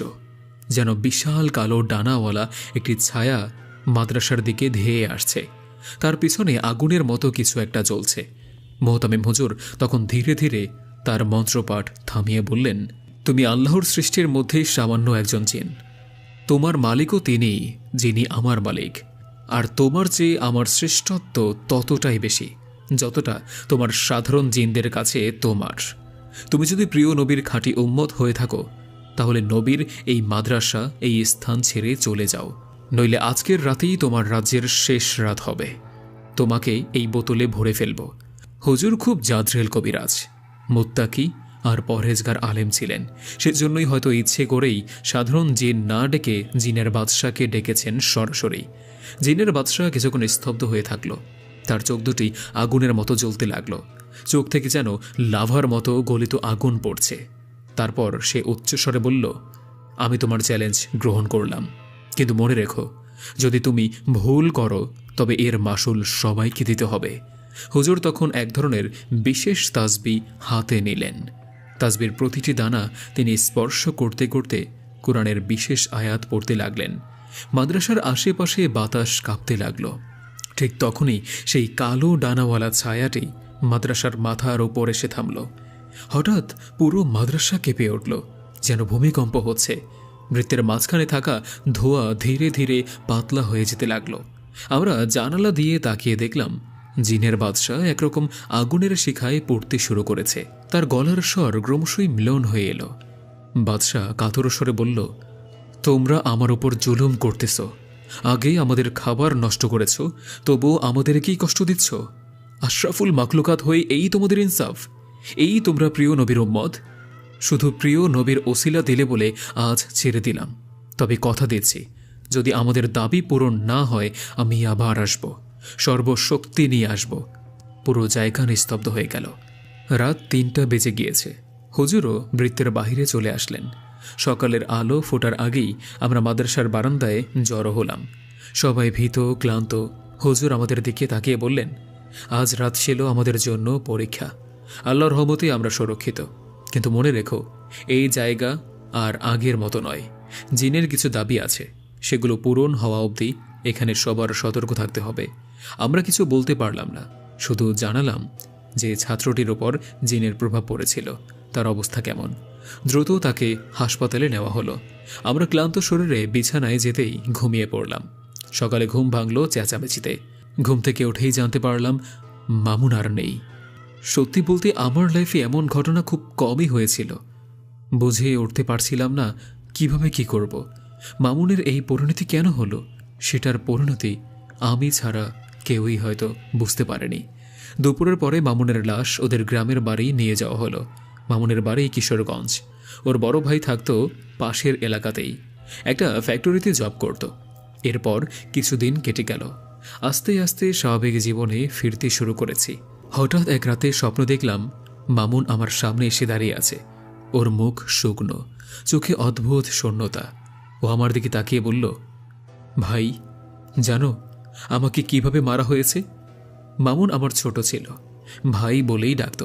জিজ্ঞেস করলাম কিভাবে। মামুন শুরু করল, সেদিনের সেই কালো ছায়াটা যেটা আমাদের পিছু নিয়েছিল, ওই ছায়াই আমাকে মেরেছে। আমি ঘুমিয়েছিলাম, হঠাৎ মনে হলো বুকের ওপর একটা পাহাড় চাপা দিয়ে বসেছে। দম বন্ধ হয়ে আসছিল। চোখ খুলে দেখি বিশাল কালো একটা অবয়ব ঘরের ছাদ শুয়ে দাঁড়িয়ে আছে। ঘরের চেয়েও মোটা, বিশাল আকারের, যেন কোনো দৈত্য। আমি দেখলাম মামুনের গলা কাঁপছিল, তবুও বলতে লাগলো। আমি চিৎকার করতে চাইলাম, কিন্তু গলা দিয়ে কোনো শব্দ বের হলো না।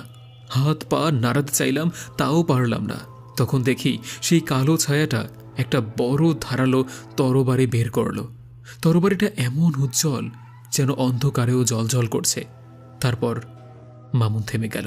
আমি অধীর হয়ে বললাম, তারপর কি হলো? তারপর আস্ত তরবারিটা আমার মুখের মধ্যে ঢুকিয়ে দিল। আমি শ্বাস নিতে পারছিলাম না, শুধু ঘুমাচ্ছিলাম। তারপর পেট অবধি ঢুকিয়ে সেই তরবারে মোচড়াতে লাগলো। কষ্টটা সহ্য করার মতো ছিল না ভাই। আমি স্বপ্নের মধ্যেই আঁচ করতে পারলাম মামুন কি ভয়ঙ্কর কষ্টই না পেয়েছিল সেদিন। আরও অনেক কিছুই বলল মামুন, শুধু শেষ অংশটা বলি, এই জিনটা আমাকে মারতে এখানে আসেনি খোরশেদ ভাই, ও এসছিল তোমাকে মারতে। কি? আমাকে মারতে? কেন, আমি কি করেছি? অবাক হয়ে প্রশ্ন করলাম আমি।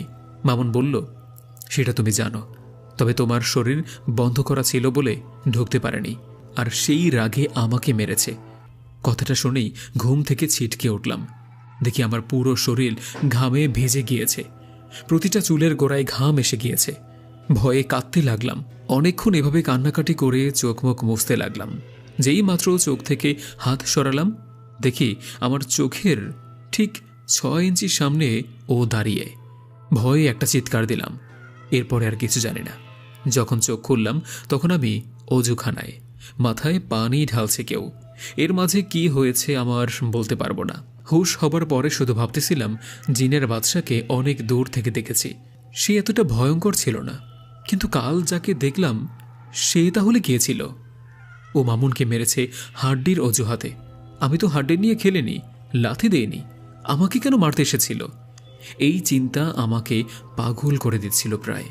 এরপর খুব জ্বর আসলো আমার। বাড়িতে পাঠিয়ে দেওয়া হলো আমাকে। প্রচণ্ড জ্বরে কাঁপছে দেহ আমার। আব্বু আমার সাথে ঘুমাইল সেদিন। জ্বরের ঘরে আবার স্বপ্ন দেখলাম একটা বিশাল বড় কাটা বন, যার প্রত্যেকটা গাছ আমার থেকে কয়েক ফুট উঁচু। আমি সেই কাটা বনের মাঝে দিয়ে হাঁটছিলাম। আকাশের চাঁদটা পূর্ণিমার চাঁদের চেয়েও বড় আর কাছে, কিন্তু কাটার কারণে আবছা আবছা দেখা যাচ্ছে। হঠাৎ খেয়াল করলাম একটা আনারস গাছ, পাকা আনারস লাল হয়ে আছে, কিন্তু আনারসের কাটাও আমার চেয়ে বড়। এত বড় আনারস জীবনে দেখিনি আমি। আমার শরীর ধীরে ধীরে যেন ছোট হচ্ছিল। খুব ভয় পাচ্ছিলাম। হঠাৎ দেখি একটা বিশাল বড় খই গড়িয়ে গড়িয়ে আমাকে চাপা দিতে আসছে। একটা খই কিভাবে এত বড় হয়? আমি দৌড়ে পালাচ্ছি খইয়ের নিচে চাপা পড়া থেকে বাঁচতে। একটা সময় আর পারলাম না, খই আমাকে চাপা দিয়েই ফেলল। অমনি ঘুম ভেঙে গেল। ভয়ে কান্না করতে লাগলাম, অথচ তখনও আব্বু আমাকে জড়িয়ে ধরে আছে। আব্বু বারবার বলতে লাগলো, কিচ্ছু হয় নাই, আমি এখানেই আছি। কে শোনে কার কথা? আব্বু আমাকে থামানোর চেষ্টা করছিল, আর কি দেখেছি স্বপ্নে জিজ্ঞেস করতে লাগলো। আমি বললাম যে এসব দেখেছি। আব্বু তাড়াতাড়ি আয়তাল কুরসি পরে শরীর বন্ধ করে দিল। একটু পর আবার ঘুমিয়ে গেলাম। এরপর থেকে এই স্বপ্ন আমি কয়েকবার দেখেছি। এসবের ব্যাখ্যা কি ছিল জানি না। সেদিনের পর থেকে আমাকে প্রায় রাতে বোবায় ধরতে লাগলো। ঘুমোতে গেলেই বোবায় ধরত। এক রাতে 3 থেকে 4 বারও ধরেছে, সেটাও রমজান মাসে। কবিরাজ দেখানো হলো, বলল একা ঘরে থাকা মানা। কিন্তু এসব কবিরাজ কে মানে? আমি তো মানি না। অন্যদিকে আমি মাদ্রাসার বাহিরে, এতদিন মাদ্রাসায় কোনো খবরই নেই আমার কাছে। এরপর সুস্থ হয়েও কিছুদিন বাড়িতে রেস্ট নিয়ে যখন মাদ্রাসায় ফিরলাম, ফিরতেই রেজাল্ট দৌড়ে এসে আমাকে বলল, মোহতামিম হুজুরের যে 2 জন শাগরেদ ছিল, দুজনেই মারা গিয়েছে। আমি ভাবতে লাগলাম, ওরা 2 জন এত বড় কবিরাজ হবার পরেও মারা গেল কিভাবে?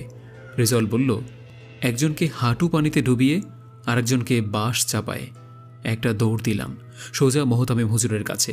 মোহতামিম হুজুরের যে 2 জন শাগরেদ ছিল, দুজনেই মারা গিয়েছে। ব্যাপারটা মোটেও স্বাভাবিক নয়। একই দিনে ওনারা 2 জন এত বড় কবিরাজ হবার পরেও মারা গেল কিভাবে? এক মুহূর্ত দেরি না করে সোজা দৌড় দিলাম মোহতামিম হুজুরের কাছে। গিয়ে জিজ্ঞাসা করলাম, হুজুর, আপনার 2 শাগরেদ নাকি মারা গিয়েছে শুনলাম, কিভাবে কি? মোহতামিম হুজুর আব্বুর বন্ধু, জুনিয়র হওয়ার কারণে আমাকে খুব আদর করে। সহজেই তার কাছে যেতে পারি আমি। হুজুরকে বললাম, হাঁটু পানিতে কেউ ডুবে কিভাবে? আর বাঁশ চাপায়ে ব্যাপারটা যদি বলতেন। হুজুর আমাকে ধমক দিলেন, তোর সব জেনে কি কাজ? হ্যাঁ? হুজুরকে সব খুলে বললাম। এই কাহিনী হয়েছিল সেদিন রাতে। আমাদের মাদ্রাসায় ফিরতে লেট হয়ে গিয়েছিল। সন্ধ্যায় আবছা আলোয় রাস্তার একটু পশ্চিমে একটা বড় তুলা গাছের নিচে কালো একটা ছায়ার মতো দেখতে পাই। হুজুর কথাটুকু শুনতেই মনে হয় আঁচ করতে পেরেছিলেন। জিজ্ঞেস করলেন, ঢিল দিয়েছিলে তাই না? আমি অবাক হয়ে বললাম, আপনি জানেন কিভাবে? হুজুর আমাকে কষে 2টা থাপ্পড় লাগালো। বললেন, তুই কি ভাবিস আমার কাছে খবর পৌঁছাবে না? তোর জন্যই হয়েছে এমন। তুই কি ভাবছিস? ওই হাড্ডির জন্য এসব হয়েছে? এই সব কিছুই তোর পাপের ফল। রাগে হুজুরের চোখ লাল হয়ে গিয়েছে তখন। অথচ হুজুর হাড্ডির ব্যাপারে জানার কথা না, ওই ছায়ার ব্যাপারে জানার কথাও না, কারণ আমি কখনো বলিনি মামুন বলার আগেই মারা গেল। তাহলে হুজুর জানলো কিভাবে? আমি বললাম, হুজুর, ওখানে কিছুই ছিল না। আমি ঢিল মেরে দেখেছি ওখানে কিছুই নেই। সামনে এগিয়েও দেখেছি। আমি কাউকে না দেখেই ঢিল মেরেছি, যেন কেউ লুকিয়ে থাকলে সাড়া দেয় অন্ততপক্ষে, কিন্তু কাউকেই পাইনি। আসল কথাগুলো লুকাতে চাইলাম। হুজুর বললেন, মিথ্যা বলবি না, একদম সত্যি করে বল, সব খুলে বল। আমি বুঝতে পারলাম হুজুরের পালিত জেনেই হয়তো সব জানিয়েছে। এবার আর লুকানো চলবে না। বললাম, আমরা যখন আসতেছি হঠাৎ আমার হেসো চাপল। কোথায় করা যাবে এইসব ভেবে জায়গা খুঁজে পেলাম না। অবশেষে হেসো করতে বসলাম একটা ঝোপঝাড় দেখে, যেন রাস্তায় কেউ আসলেও আমাকে না দেখতে পায়। আমি ভুল করে হাড্ডির ওপরে প্রস্রাব করে দিয়েছি। আমি খেয়াল করিনি। হঠাৎ ঘাড়ের পেছনে ঠান্ডা অনুভব করলাম। গরজ না করে থাপড় মারলাম। ততক্ষণে আমাকে ছেড়ে ওরা 4 জন একটু আগে চলে গিয়েছে। আবারও ঠান্ডা অনুভব করলাম। পিছনে ফিরতেই দেখি কালো একটা বিশাল দানব দাঁড়িয়ে আছে। প্রসাবের ঢিলা দিয়ে একটা ঢিল মারলাম ওর দিকে, আর কোথাও দেখতে পাইনি। হুজুর বললেন, তখন ওরা তোর পিছনে ছিল, সামনে না। আমার আবারও ভয় হতে লাগলো। ওরা মানে ওখানে একজনের বেশি ছিল? তবে হুজুরকে বললাম, আপনি কিভাবে জানলেন ওরা আমার পিছনে ছিল? হুজুর ধমক দিয়ে বলল, আমি কি গরু চড়িয়ে এত দূর আসছি? হ্যাঁ, কিছুই বুঝি না। হুজুর কতটুকু বোঝে তা নিয়ে আমার সন্দেহ নেই। এখন উপায় কি তাই জানা দরকার। হুজুরের এমন রাগ করা দেখে পায়ে ধরে বললাম, হুজুর, যা হয়েছে না জেনে হয়েছে, না বুঝে করেছি, মাফ করে দিন। এভাবে আর চলতে পারছি না, একটা উপায় বের করুন না হুজুর। হুজুর একটু শান্ত হলেন, আমাকে ফিসফিসিয়ে বললেন, তোকেই এটার শেষ দেখে দিতে হবে। ওর বিনাশ তোর হাতেই। কথাটা শুনে আমার জবান বন্ধ হয়ে গেল। এমন আমি কবিরাজের কটাও জানি না, আমি কিভাবে জিনের সাথে লড়ব? হুজুর বললেন, আমি সব শিখিয়ে দেব। তখন আমারও মনের মধ্যে একটা জিদ লাগলো, মামুনের মৃত্যুর বদলা নিতেই হবে, সেই সাথে নিজের জীবনও বাঁচাতে হবে। হায়াত মৌত আল্লাহর হাতে, দুষ্ট জিনের শেষ দেখেই ছাড়ব ইনশাআল্লাহ। হুজুরকে ফের জিজ্ঞাসা করলাম, সাগরের দুইজন কিভাবে মারা গেল? এটাও কি তবে জিনের কাজ? হুজুর শুরু করলেন। দিনটি ছিল শনিবার, দিবাগত রাত। শনির সূর্য যখন রক্তিম বর্ণ ধারণ করে, তখন ইবলিসের সাগরেদ সব দুষ্ট জিনের দল সারা পৃথিবীতে ছড়িয়ে পড়ে। সারা পৃথিবীর যত মানুষকে একাকী পায়, সুযোগ পেলেই তাদের ভয় দেখায়, হত্যা করে, নানান পাপ কাজ ছড়িয়ে পড়ে। এই ব্যাপারে হুজুর দুইটি হাদিসও বলেছিলেন, যার প্রমাণ পরে হাদিসে পড়ে পেয়েছি। হাদিস দুটো রাসূল সাল্লাল্লাহু আলাইহি সাল্লাম বলেন, তোমরা তোমাদের গৃহপালিত পশু এবং ছেলে মেয়েদের সূর্য ডোবার সময় বের হতে দেবে না, যতক্ষণ না সন্ধ্যার আভা বিলীন হয়ে যায়, কারণ এই সময়ে শয়তান বিচরণ থাকে। মুসলিম হাদিস 2013। যখন সন্ধ্যা ঘনিয়ে আসার পর শিশুদের ঘরে ঢুকিয়ে এবং বিসমিল্লাহ বলে ঘরের দরজা বন্ধ করে দেওয়ার কথা বলা হয়েছে, হজরত জাবের রাদিয়াল্লাহু আনহু এক হাদিসে বর্ণনা করেছেন, নবী সাল্লাল্লাহু আলাইহি ওয়াসাল্লাম বলেছেন, তোমরা রাতের সূচনায় সন্ধ্যার শুরু থেকে অন্ধকার দূর না হওয়া পর্যন্ত তোমাদের শিশুদের সামলিয়ে রাখো। এই সময় শয়তানেরা চারোদিকে মানুষের ক্ষতি ও অনিষ্টতায় ছড়িয়ে পড়ে। আদাবুল মুফরাদ মুসলিম। এই হাদিস বোধহয় শফিক হুজুরের ছোট সাগরেদ জানত না, তাই সে শনিবার সন্ধ্যার পরে গোসল করতে পুকুরে নেমেছিল। সেদিন সন্ধ্যায় পুকুরের ধানে যখন গিয়েছিল, গভীর রাতেও তখন তিনি বাড়ি ফিরল না। পরিবারের লোকজন খুঁজতে বের হলো। পুকুরের কিনারায় তার জুতা পড়েছিল, আর কিছু দূর গিয়ে দেখে হাঁটু পানিতে শফিকের পা বের হয়ে আছে শুধু, মাথাটা তখনও কাদার নিচে। পা টেনে যখন তোলা হলো, দেখা গেল কেউ শফিকের চোখ উপড়ে ফেলেছে, জিহ্বা ছিঁড়ে নিয়েছে, কানের ভেতরে আস্ত বড় রড ঢুকিয়ে দিয়েছে। হুজুরের বর্ণনা শুনে ভয়ে আমি হাঁ করে রইলাম। হুজুর আমার অবস্থা বুঝতে পেরে আর কিছু না বলে চুপ করে রইলেন। আমি খেয়াল করলাম হুজুরের চোখে পানি। হুজুর, আরও কিছু বলুন। হুজুর বললেন, আমি যখন জানাজা পড়াতে গেলাম, গিয়ে দেখি ওর নিথর দেহটা কিভাবে পড়ে আছে। আমার মন মানে না, একটা কিশোরকে কেউ এভাবে মারতে পারে? বাঁশ চাপায় কাউসার আঙ্কেল মারা গেলেন কিভাবে? হুজুর বললেন, দুইজনে একই দিনে একই ভুল কিভাবে করলো আমার মাথায় ঢুকছে না। শনিবার বাজার শেষ করে বাড়ি ফিরতে রাত করে ফেলেছে। ওকে বারবার বলেছিলাম বাড়ি ফিরতে রাত করবি না, বিশেষ করে শনিবারে, আর কখনো একাও বের হবি না। তার উপর সেদিনের জিন হাজির ও মামুনের মৃত্যুর ঘটনা ঘটার পর থেকে একটু বেশি সাবধান থাকতে বলেছিলাম। ও আবার চাখর মানুষ, নিশ্চয়ই চা খেতে গিয়ে আলাপ করতে করতে দেরি করে ফেলেছে। ও আমার কথা কিভাবে ভুলে গেল আল্লাহই জানে। রাত গভীর ছিল, চারপাশে শুধু ঝিঝি পোকার শব্দ। হঠাৎ এক তীক্ষ্ণ চিৎকার শুনে লোকজন ছুটে এলো। দেখল বাঁশের গাদার নিচে কোনোভাবে আটকে আছে একজনে। কেউ বোঝা যাচ্ছে না এতগুলো বাঁশ কি করে হঠাৎ ভেঙে পড়ল। কোনো বাতাস নেই, ঝড় বৃষ্টি নেই, আস্ত বাঁশঝাড় এভাবে ভেঙে পড়ায় সবাই আতঙ্কিত ছিল। লোকজন গিয়ে দেখে বাঁশের সাথে মিশে আছে কাউসারের ছিন্ন বিচ্ছিন্ন রক্তাক্ত দেহ। বাঁশের কঞ্চিগুলো এমনভাবে বিঁধেছে যে একটিও সরানো যাচ্ছে না। পুরো শরীর থেতলে গিয়েছে, হাড়গুলো মাংস থেকে আলাদা হয়ে গিয়েছে। কাউসারের চোখ বড় হয়ে বের হয়ে এসেছে। মুখের ভয়ঙ্কর বেদনার ছাপ দেখে স্পষ্ট বোঝা যায় কতটা কষ্টে মারা গিয়েছে। লোকজনের বর্ণনা যতটুকু শুনেছি, মনে হয়েছে আস্ত বাঁশঝাড় একবারে উপড়ে ভেঙে পড়লেও কারো এমন নির্মম মৃত্যু হওয়ার সম্ভাবনা না। আমার ধারণা বাঁশঝাড় কয়েকবার তার উপরে ফেলা হয়েছে। ঢেকিতে যেমন ধান ভাঙে, সেভাবে বারবার থেতলানো হয়েছে কাউসারকে। হুজুর কথাগুলো বলে কাঁদতে লাগলেন।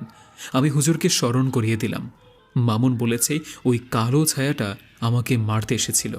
তাহলে আমার কি হবে এখন? একদিকে শফিক, আর একদিকে কাউসার আঙ্কেলের মৃত্যু, অন্যদিকে মামুনের স্বপ্নে এসে আমাকে সতর্ক করে দেওয়া। দুই মিলিয়ে সতর্ক হবার চেয়ে ভয়ে কাটাচ্ছিলাম দিনগুলো আমার। সারাক্ষণ ভয়ে কাঁচোমাচো হয়ে থাকতাম।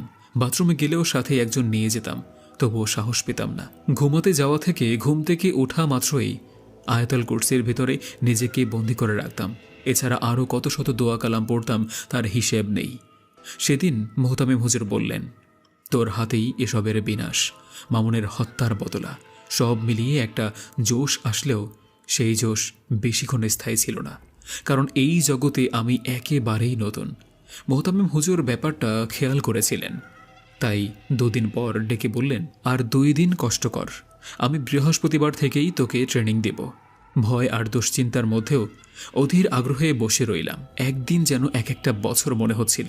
অতঃপর বুধবার সন্ধ্যায় হুজুর বললেন, আজ রাতে প্রস্তুত থাকিস।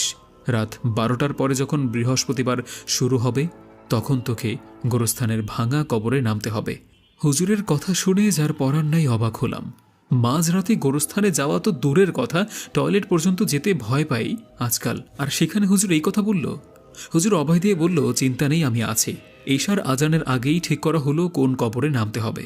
মাদ্রাসার একটু দূরেই একটা গোরস্থান আছে, সেখানে ভাঙা কবর আছে কিনা জানা নেই। হুজুর বললেন, ওই গোরস্থানের ঠিক মাঝ বরাবর দক্ষিণ পাশে একটা কবর, অনেক আগের, ভেঙে লণ্ডভণ্ড অবস্থা। সোজা ওই কবরে নামতে হবে। জিজ্ঞেস করলাম, আপনি আমার সাথে যাবেন না? বললেন, আমি গেলে কোনো লাভ নেই, সমস্যাটা তোকেই সমাধান করতে হবে। আমি কবরস্থান থেকে দূরে থাকব, না হলে তোর ক্ষতি হতে পারে। বুধবার রাতে খাওয়া দাওয়া করে সবাই ঘুমিয়ে গেল। আমার চোখে ঘুম নেই। 11টার দিকে হুজুর এসে ডাক দিল। আগে বাগেই ভালো করে গোসল দিয়ে আতর মেখে এক প্রকার রেডি ছিলাম। হুজুর ডাকতেই আমি উঠে গেলাম। আমাকেই একটা রেশমি কাপড় দিলেন, তাতে কয়েকটা আরবি নাম্বার লেখা, যেগুলোকে আবজাদ সংখ্যা বলা হয়। বিভিন্ন সূরার আয়াত, শব্দ, অক্ষর ইত্যাদির মাধ্যমে সেটা বানানো হয়ে থাকে। সাথে একটা হাড়ের মালা দিলেন, এটা গলায় পড়তে হবে। একটা হারিকেন হাতে দিয়ে বললেন, ডানে বামে কোনো দিক না তাকিয়ে সোজা গিয়ে কবরে নামবি। মনে রাখিস, আশেপাশে অনেক মায়াবী মোহিনী তোকে ডাকবে।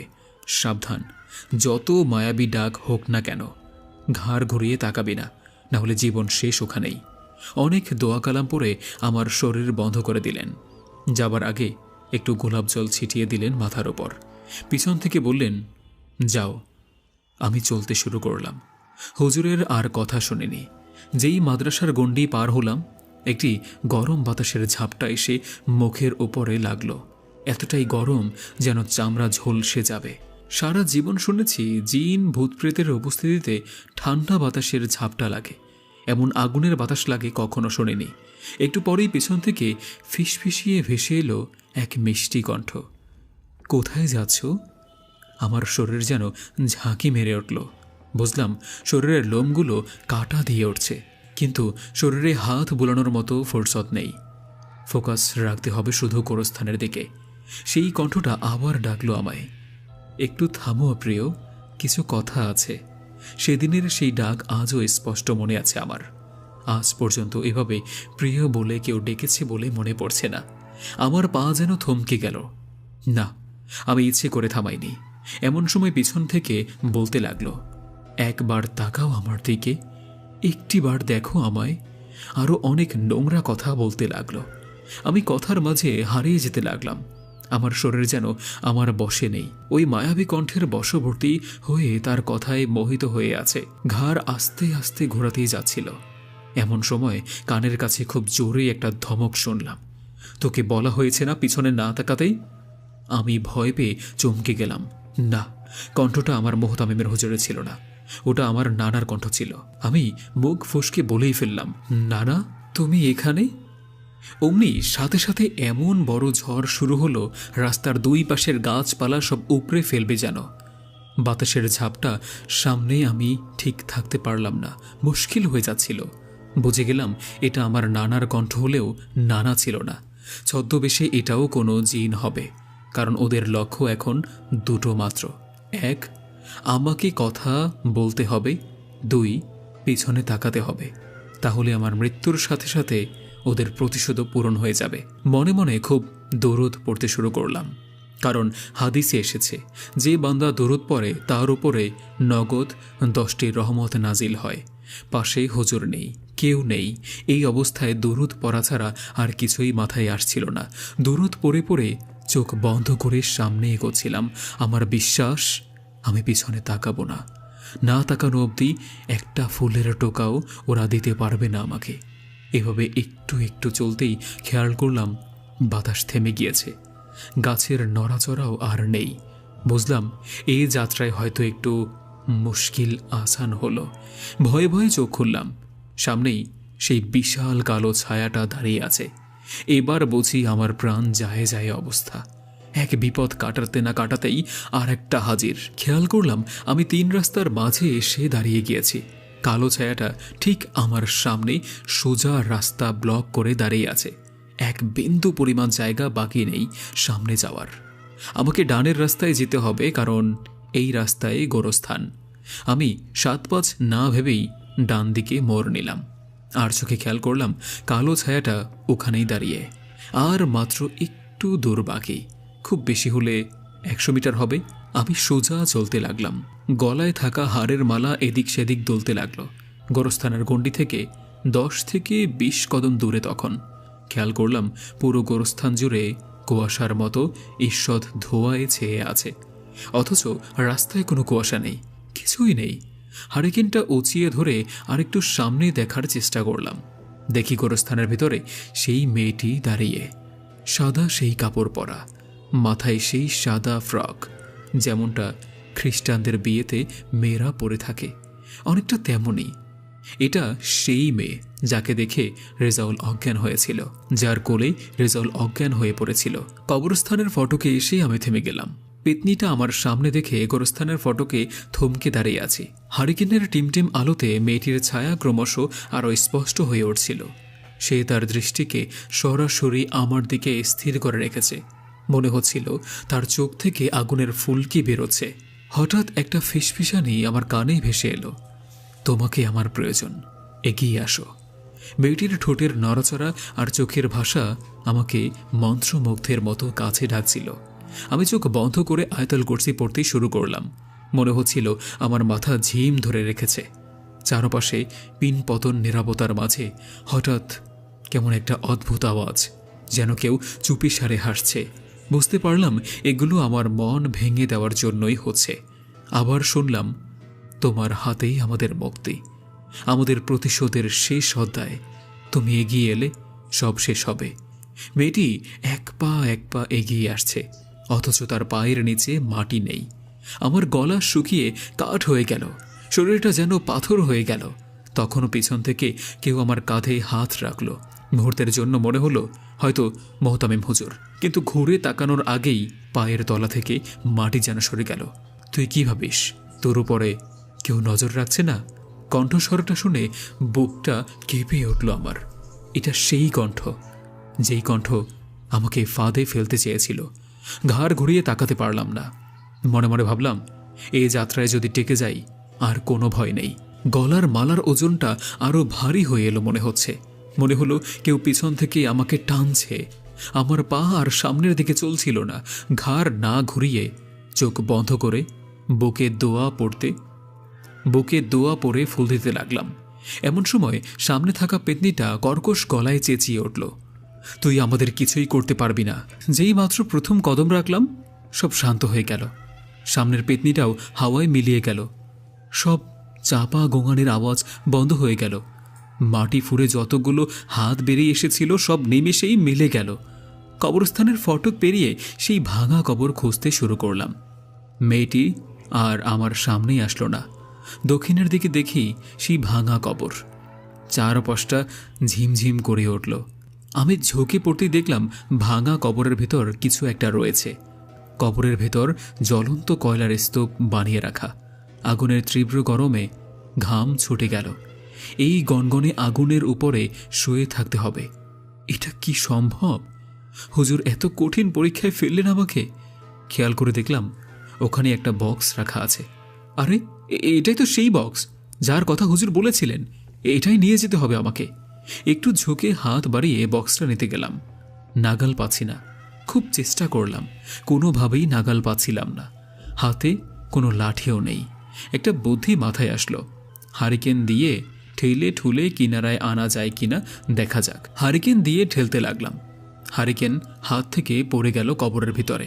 যেই মাত্র হারিকেন পড়ে গেল, কবরে বিছিয়ে থাকা গনগনে আগুনের কয়লা মুহূর্তেই কোথাও উধাও হয়ে গেল। খেয়াল করলাম একটা নরম তোষকের বিছানা পরিণত হয়েছে কবরের ভিতরে। এক পলকেই খুব খুশি হয়ে গেলাম। আহ, কত সুন্দর বিছানা! এমন বিছানায় যে কেউ ঘুমাতে চাইবে। আমারও লোভ জাগলো। লাফ দিয়ে নেমে পড়লাম বিছানার উপরে। কি নরম তুলতুলে সেই গতি! এতক্ষণের সব ক্লান্তি নিমিষেই দূর হয়ে গেল। বক্সটা হাতে নিয়েই নরম বিছানায় গা এলিয়ে দিলাম। আরামের আবেশে চোখ বন্ধ হয়ে আসলো। কয়েক পলক কাটালাম এভাবেই। চোখ বন্ধ থাকলে কানের পাওয়ার কয়েক গুণ বেড়ে যায় বোধহয়। খেয়াল করলাম ফোঁস হিস হিস করে কেমন শব্দ আসছে। ক্রমশই শব্দের তীব্রতা বাড়তে লাগলো। এক প্রকার বিরক্ত হয়েই চোখ খুললাম। চোখ খুলতে আর দেরি নেই, এক ঝটকায় উঠে বসে পড়েছি। তাকিয়ে দেখি ডানে বামে মাথার দিকে পায়ের দিক থেকে অসংখ্য কালো আগুনের চোখওয়ালা বিশাল সাইজের ভয়ঙ্কর সব সাপ দল বেঁধে আমার দিকে প্রবল গতিতে ছুটে আসছে। হারিকেনটা হাতে নিয়ে একটা দৌড় দিলাম। ডান বাম কোনো দিক না তাকিয়েই এক দৌড়ে সোজা মোহতামিম হুজুরের রুমের দিকে ছুটলাম। মনে হলো পিছনে কোনো অশরীরী গোষ্ঠী আমাকে ধাওয়া করছে। গাছপালা সব মই দিয়ে দুমড়ে মুচড়ে এগিয়ে আসছে আমার দিকে। পিছনে তাকানোর সময়টুকুও পেলাম না। এক দৌড়ে সোজা মোহতামিম হুজুরের রুমের সামনে। কোনো রকম দরজার সামনে এসে পৌঁছালাম। মাটির উপর বসে হাঁপাতে লাগলাম। হাতের মুঠোয় ছিল ছোট্ট কাঠের বক্স। এর ভিতর কি আছে তা এখনও জানি না। কিন্তু এই যাত্রায় আমি বেঁচে গেলাম নাকি এক নতুন বিপদকে আমন্ত্রণ জানালাম তা এখনও নিশ্চিত হতে পারছি না। হুজুরকে ডাকলাম, আমি এসে গিয়েছি। হুজুর দরজা খুলে বলেন, জলদি ভিতরে আয়। আমাকে টেনে ভিতরে নিয়েই দরজা বন্ধ করে দিলেন। যখনই আমার হাতের বক্সের দিকে নজর গেল, হাত থেকে খাবলা মেরে বক্সটা ছিনিয়ে নিলেন। নিয়েই তাড়াহুড়ো করে বক্সটা আলমারির ভিতরে একটা ছোট্ট ডয়ারের মধ্যে কাপড় পেঁচিয়ে ভরে রাখলেন। মোহতামিম হুজুর যখন তাড়াহুড়ো করে বক্সটা আলমারির ভিতরে রাখলেন, তখন মনে হচ্ছিল সব কিছু ঠিকঠাক হয়নি। একটা অদ্ভুত অস্বস্তি কাজ করছিল। এমন করলেন কেন? হুজুর বললেন, চলে যা, এখন ঘুমা গিয়ে, এখন তোর কাজ নেই। কিন্তু আমি বুঝতে পারছিলাম না কেন হুজুর আমাকে ঘুমাতে যেতে বললেন। রাত তখন প্রায় ৩টা। মাদ্রাসার সাইলেন্স এমনই, যেন সময় থেমে আছে। হঠাৎ করেই বাতাসের ঝাপটা আমার জানলার পর্দাটা তুলে দিল। হো হো করে ভিতরে বাতাস ঢুকতে লাগলো, যেন সেই গোরস্থানের আগুনের বাতাস আবারও ফিরে এসেছে। আমি জানালার বাইরে তাকালাম, আর তখনই দেখলাম গোরস্থানের দিক থেকে একটা কালো ধোঁয়ার মতো কিছু মাদ্রাসার দিকে ধীরে ধীরে এগিয়ে আসছে, যেন আমার দিকে সোজা তাকিয়ে। আমার কপালে ঘাম জমে গেল। পিছনে তাকিয়ে দেখলাম মোহতামিম হুজুরের ঘরের আলো জ্বলছে। দৌড়ে সেখানে গিয়ে দরজা খুললাম। হুজুর কিছু একটা আসছে। হুজুর আমাকে শান্ত করার চেষ্টা করলেন। ভয় পাস না, তোর কাজ শেষ হয়নি। এখনও তোকে অনেক কিছু দেখতে হবে, কিন্তু ওসব তোর কোনো ক্ষতি করতে পারবে না। এরপর হুজুর একটা মোমবাতি জ্বালিয়ে দিলেন। এই মোমবাতি নিভে গেলে বুঝবি ওরা আমাদের কাছেই পৌঁছে গিয়েছে। আমার মনে হচ্ছিল আমি কোনো দুঃস্বপ্নের মধ্যে আছি। সময় যেন চলতেই যায় না। মোমবাতির শিখা কাঁপছে, আর বাইরে থেকে সেই গম্ভীর কণ্ঠস্বর শুনতে পেলাম, আমার ভাইকে ফিরিয়ে দাও, আমার ভাইকে ফিরিয়ে দাও। অনবরত এমন বাচ্চাদের প্যান প্যানের শব্দে আমার কান ভারী হয়ে গেল। মনে হলো হুজুর দ্রুত একটা রেশমি কাপড় দিয়ে আমাকে জড়িয়ে ধরে বললেন, কোনো কথা বলবি না, তুই শক্ত থাক। এখন থেকে শুরু হবে সত্যিকারের লড়াই। বাইরের সেই কালো ধোঁয়া এখন দরজার সামনে। মোমবাতির আলো নিভে গেল। পুরো ঘর অন্ধকারে ঢেলে গেল। ভয়ে চোখ বন্ধ করে ফেললাম, কিন্তু কালো সেই ছায়াটি এখনও আছে কিনা তা জানি না। তাকে দেখতেই আলতো করে চোখ খুললাম। দেখলাম ছোট্ট একটা বাচ্চা কালো কাপড়ে আগা গোড়া মোড়ানো অবস্থায় আমার দিকে আসছে। আস্তে আস্তে আমার মাথার কাছেই চলে এসেছে। আমি ছানা ভরা চোখে হুজুরের দিকে তাকালাম। দেখি হুজুরের কোনো ভ্রুক্ষেপ নেই এদিকে। ওনার সম্পূর্ণ মনোযোগ এখন আলমারের দিকে, সেই বক্সের দিকে। আমার পাশে আস্ত একটা প্রেতাত্মা দাঁড়িয়ে আমাকে রক্ষা করার বিন্দু পরিমাণ চেষ্টাও করছে না তিনি। উনি কি জানেন না এখানে জিন এসেছে? কালো কাপড়ের সেই বাচ্চাটা আমার কানের কাছে মুখ লাগিয়ে ফিসফিসিয়ে বলল, আমার ভাইকে ফিরিয়ে দাও। খেয়াল করলাম ওর চোখে পানি, কাহিনী কিছুই মাথায় ঢুকছে না আমার। চোখের সামনে সব কিছু কেমন ফ্যাকাশে হয়ে আসছে, মাথা ভো ভো করছে জ্ঞান হারানোর পূর্বে। শেষ কথা শুধু মনে থাকলো, তোমার হুজুর তোমার সাথে বেইমানি করেছে। পিচ্চি ভূত কানে কানে যা বলে গিয়েছিল আমাকে, জ্ঞান ফেরার পরে মাথায় সেই একটা কথাই ঘুরপাক খেতে লাগলো, তোমার হুজুর তোমার সাথে বেইমানি করেছে। আবার মনে পড়ল, আমার ভাইকে ফিরিয়ে দাও। চোখের সামনে ভেসে উঠতে লাগলো সেই পিচ্চিটার কান্না মাখা মুখ, চোখ থেকে গড়িয়ে পড়া অশ্রুকণার ছবি। যতই ভাবছিলাম ততই অস্থির হচ্ছিলাম। সারা দিন এভাবেই কাটল। খাওয়া দাওয়া ঠিক নেই, গোসলের ঠিক নেই, কি করছি কিছুই বুঝতে পারছি না। আমি যেন আমার মাঝেই নেই। দিনে তবু যেমন তেমন, রাত হলে এসব চিন্তা মাথায় সওয়ার হয় বেশি। মাদ্রাসার বাহিরে বসে বসে ভাবছি, এসব কেন হচ্ছে? হুজুর আমার সাথে কিভাবে বেইমানি করবে? আদৌ কি পিচ্চি ভূতটা সত্যি বলেছে? চোখের পানি কি মিথ্যা বলে? হুজুরকে খোলাখুলি জিজ্ঞেস করলে ভালো হতো, কিন্তু কিভাবে? মোহতামিম হুজুর মাদ্রাসায় নেই, বাড়িতে চলে গিয়েছে। এদিকে আমার মনের অবস্থা ভালো করেই বুঝতে পারছি। এর কোনো সুরাহা না করলে চলবে না। ঠিক করলাম, কি আছে সেই বক্সে দেখতেই হবে। মোহতামিম হুজুরের রুমের চাবি আমার কাছে নেই, সহকারী হুজুরের কাছে আছে। এটা ভেবে হুজুরের ডেস্কের উপরে হাতড়াতে লাগলাম। অন্ধকারে হাতড়াচ্ছি, এমন সময় আমার হাত ধরে ফেলল কেউ। ভয় পেয়ে চমকে উঠলাম। আবার কোনো ভূত পেতনি নয় তো? আমাকে অবাক করে দিয়ে হাত ধরার লোকটা বলে উঠল, কে খোরশেদ? আরে, এটা তো সহকারী হুজুর। উনি জানলেন কিভাবে আমি এখানে? হুজুর আমাকে মাদ্রাসার বারান্দায় নিয়ে গেলেন, বললেন, তুই আজ কতদিন যাবৎ এসব নিয়ে মাথা ঘামাচ্ছিস, ভয়ঙ্কর এক পরিস্থিতির মোকাবেলা করছিস, অথচ আমাকে কিছুই বললি না। একটু হলেই শুধু মোহতামিম হুজুরের কাছে দৌড়াস। আমাকে কিছুই বুঝি না এসব।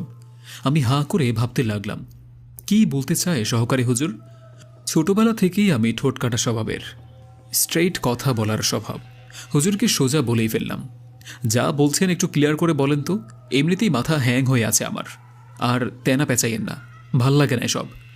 মোহতামিম হুজুর সম্পর্কে জানলে কিছু বলুন আমাকে, নইলে চাবি দেন। চাবি দিয়ে কি করবি? হুজুরের রুমের তালা খুলে দেখব আলমারিতে রাখা বক্সে কি আছে। দিন জলদি।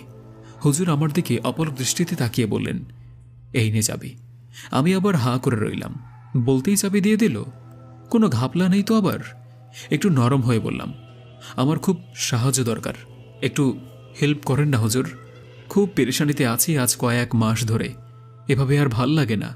হুজুর বললেন, এতক্ষণ এটাই বলতে চাচ্ছিলাম।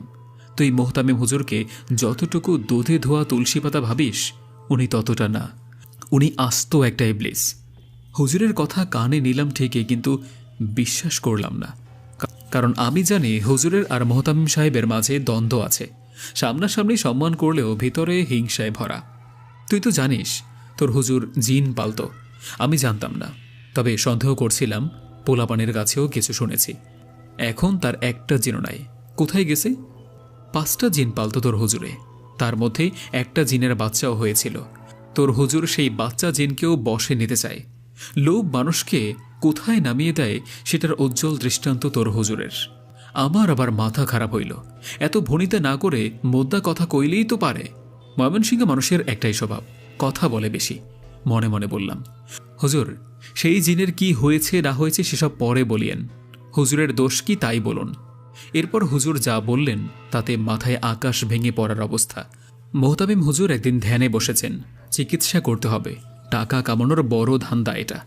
সেই জিনকে ডাকলেন, কিন্তু জিনের পাত্তা নাই। অনেক ডাকার পরেও সেই জিন আসলো না। আসলো একটা বদ জিন। তারপর সেই বদ জিনে হুজুরকে ধরে ইচ্ছে মতো আছাড় ওছাড় করেছিল। সেই থেকে প্রায় 1 মাস হুজুরের অসুখ। যেদিন সুস্থ হলেন তারপরে হুজুর প্রতিশোধ নিলেন ওই জিনের ওপর। জিনের সেই পিচ্চি বাচ্চাকে ধরে এনে বোতলে বন্দি করে রাখলেন। কুফরি কালাম জানা থাকায় ভালো জিনে কিছু করতে পারত না হুজুরকে। তোরা যেই চালায় গিয়েছিলি, যে জঙ্গলের মাছ দিয়ে বাইত পার করে দিয়েছিল যেই জিনটা, এটাই তোর হুজুরের সেই পোষা জিন। আমি দুয়ে দুয়ে 4 মিলাতে লাগলাম। ওই জিন আমাকে কেন সাহায্য করলো তবে? আর পিছনে লাগছে কোন জিন তাহলে? হুজুর বিস্তারিত বললেন এবার। বাঁশের মাথায় বসে যে জিন পা দুলাচ্ছিল সেটা ভিন্ন জিন ছিল। তুলা গাছের গোড়ায় যাকে দেখেছিলি, স্টেঞ্জার ঢিলা দিয়ে যাকে মেরেছিলি, সেটাও ভিন্ন ছিল। আবার জিন হাজিরের দিন যেই কালো একটা বিরাট পাখির মতো কিছু উড়ে এসে মাদ্রাসার উপরে বসেছিল, ওটাও ভিন্ন জিন ছিল। এইসব সেই বাচ্চা জিনের ভাই বোন, আর তাদের বাবা হলো সেই সাদা জিন। বাবা জিনের প্রতিশোধের ইচ্ছা শুধুমাত্র তোর হুজুরের ওপরে, তোদের উপর তার রাগ নেই, কারণ সে ভালো জিন। তার শক্তি কম থাকায় তোর হুজুরের সাথে পারে না, কিন্তু তার ছেলে মেয়েগুলো এক একটা বদের হাড্ডি, বদ মেজাজি জিন। বাবার কথা শোনে না, হুজুরের ক্ষতি করতে না পেরে তোদের ক্ষতি করতে চায়, মাদ্রাসার ক্ষতি করতে চায়। এই সবই হয়েছে তোর হুজুরের জন্য, তোর কোনো দোষ নাই। আহ, সহকারী হুজুর কি বলল এসব? তাহলে সাদা জিনকে পাবো কোথায়? আর বাচ্চাদের থেকে মুক্তির উপায় কি? তবে আমরা যে সেদিন ঢিল মেরেছি, হার্টের স্তূপ ভেঙে ফেলেছি, ওসব কিছু না? হুজুর বললেন, না, ওসব কিছুই না, ওসব একটা বাহানা মাত্র। তাহলে সেই বাচ্চা জিন এখন কোথায়, যাকে মোহতামিম হুজুর আটক করেছেন? হুজুর আমাকে অবাক করে দিয়ে বললেন, ওটাই সেই জিন যাকে তুই কবর থেকে তুলে এনেছিস সেই রাতে। হায় আল্লাহ, এত বড় ভুল আমি করলাম কিভাবে? মোহতামিম হুজুর এমনি বলির পাঠা বানালো আমাদের। একটা বুজুর্গ মানুষ ভাবছিলাম তাকে, এই তার বুজুর্গের নমুনা। রাগে দুঃখে যতগুলো সভ্য গালে শিখেছিলাম সম্মানসূচক সব ঝাড়লাম। বহুদিন পর গালির প্র্যাকটিস করলাম। এরপরে মাথায় আর কোনো কাজ করল না। একটা দৌড় দিলাম মোহতামিম হুজুরের রুমে। তালা খুলে আলমারি খুলে ড্রয়ার খুলতে যাব, দেখি ওখানেও তালা মারা। হায় হায়, এখন কি হবে? এই তালার চাবি কই? আমার পিছনে সহকারী হুজুরও আসলেন। হুজুর দেখলেন ওখানে তালা দেওয়া, বললেন, এই চাবি আমার কাছে নেই, ভিন্ন কিছু চিন্তা কর।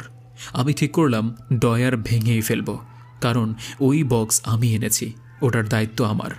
হুজুরের ভুলের জন্য আমি মরব কেন? মামুন মরেছে, শফিক, কাউসার আঙ্কেলকে কত নির্মমভাবে মৃত্যু দিয়েছে, এসবের দায়ভার আমি নেব কেন?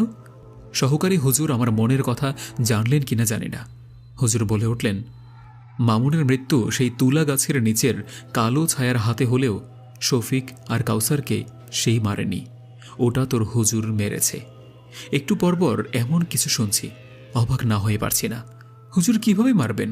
হুজুর তো ওখানে ছিলই না, তাহলে কিভাবে সম্ভব? সহকারী হুজুর আর কিছু বললেন না। আমিও আর দেরি করলাম না, একটা হাতুড়ি খুঁজতে লাগলাম। হুজুর ডান হাতে এগিয়ে দিলেন হাতুড়ি। হুজুরের হাতে হাতুড়ি দেখে চমকে গেলাম। উনি হাতুড়ি পেলেন কোথায়? তবে কি তিনি জানেন ভিতরের ডয়ারে তালা? সেটা ভাঙতে হবে। তার মানে তিনিও তালা ভাঙতে চান, মানে ওই বক্স থেকে জিনকে মুক্ত করতে চান।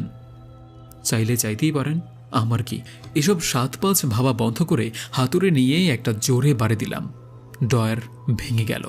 বক্সটা বের করে রুমের বাহিরে চলে আসলাম। হুজুর অপলক দৃষ্টিতে তাকিয়ে রইলেন বক্সটার দিকে, বলতে লাগলেন, জলদি করে মুক্ত করে দিই ওই বাচ্চাটাকে। আমিও মন্ত্রমুগ্ধের মতো হুজুরের কথায় সায় দিলাম। বক্সটা খুলে দেখি ভিতরে ছোট্ট একটা কাচের বোতল, অনেকটা স্যাভলনের বোতলের মতো দেখতে। তার ভিতরে সাদা ফকফকে সুন্দর একটা বাচ্চা কাচুমাচু হয়ে বসে আছে।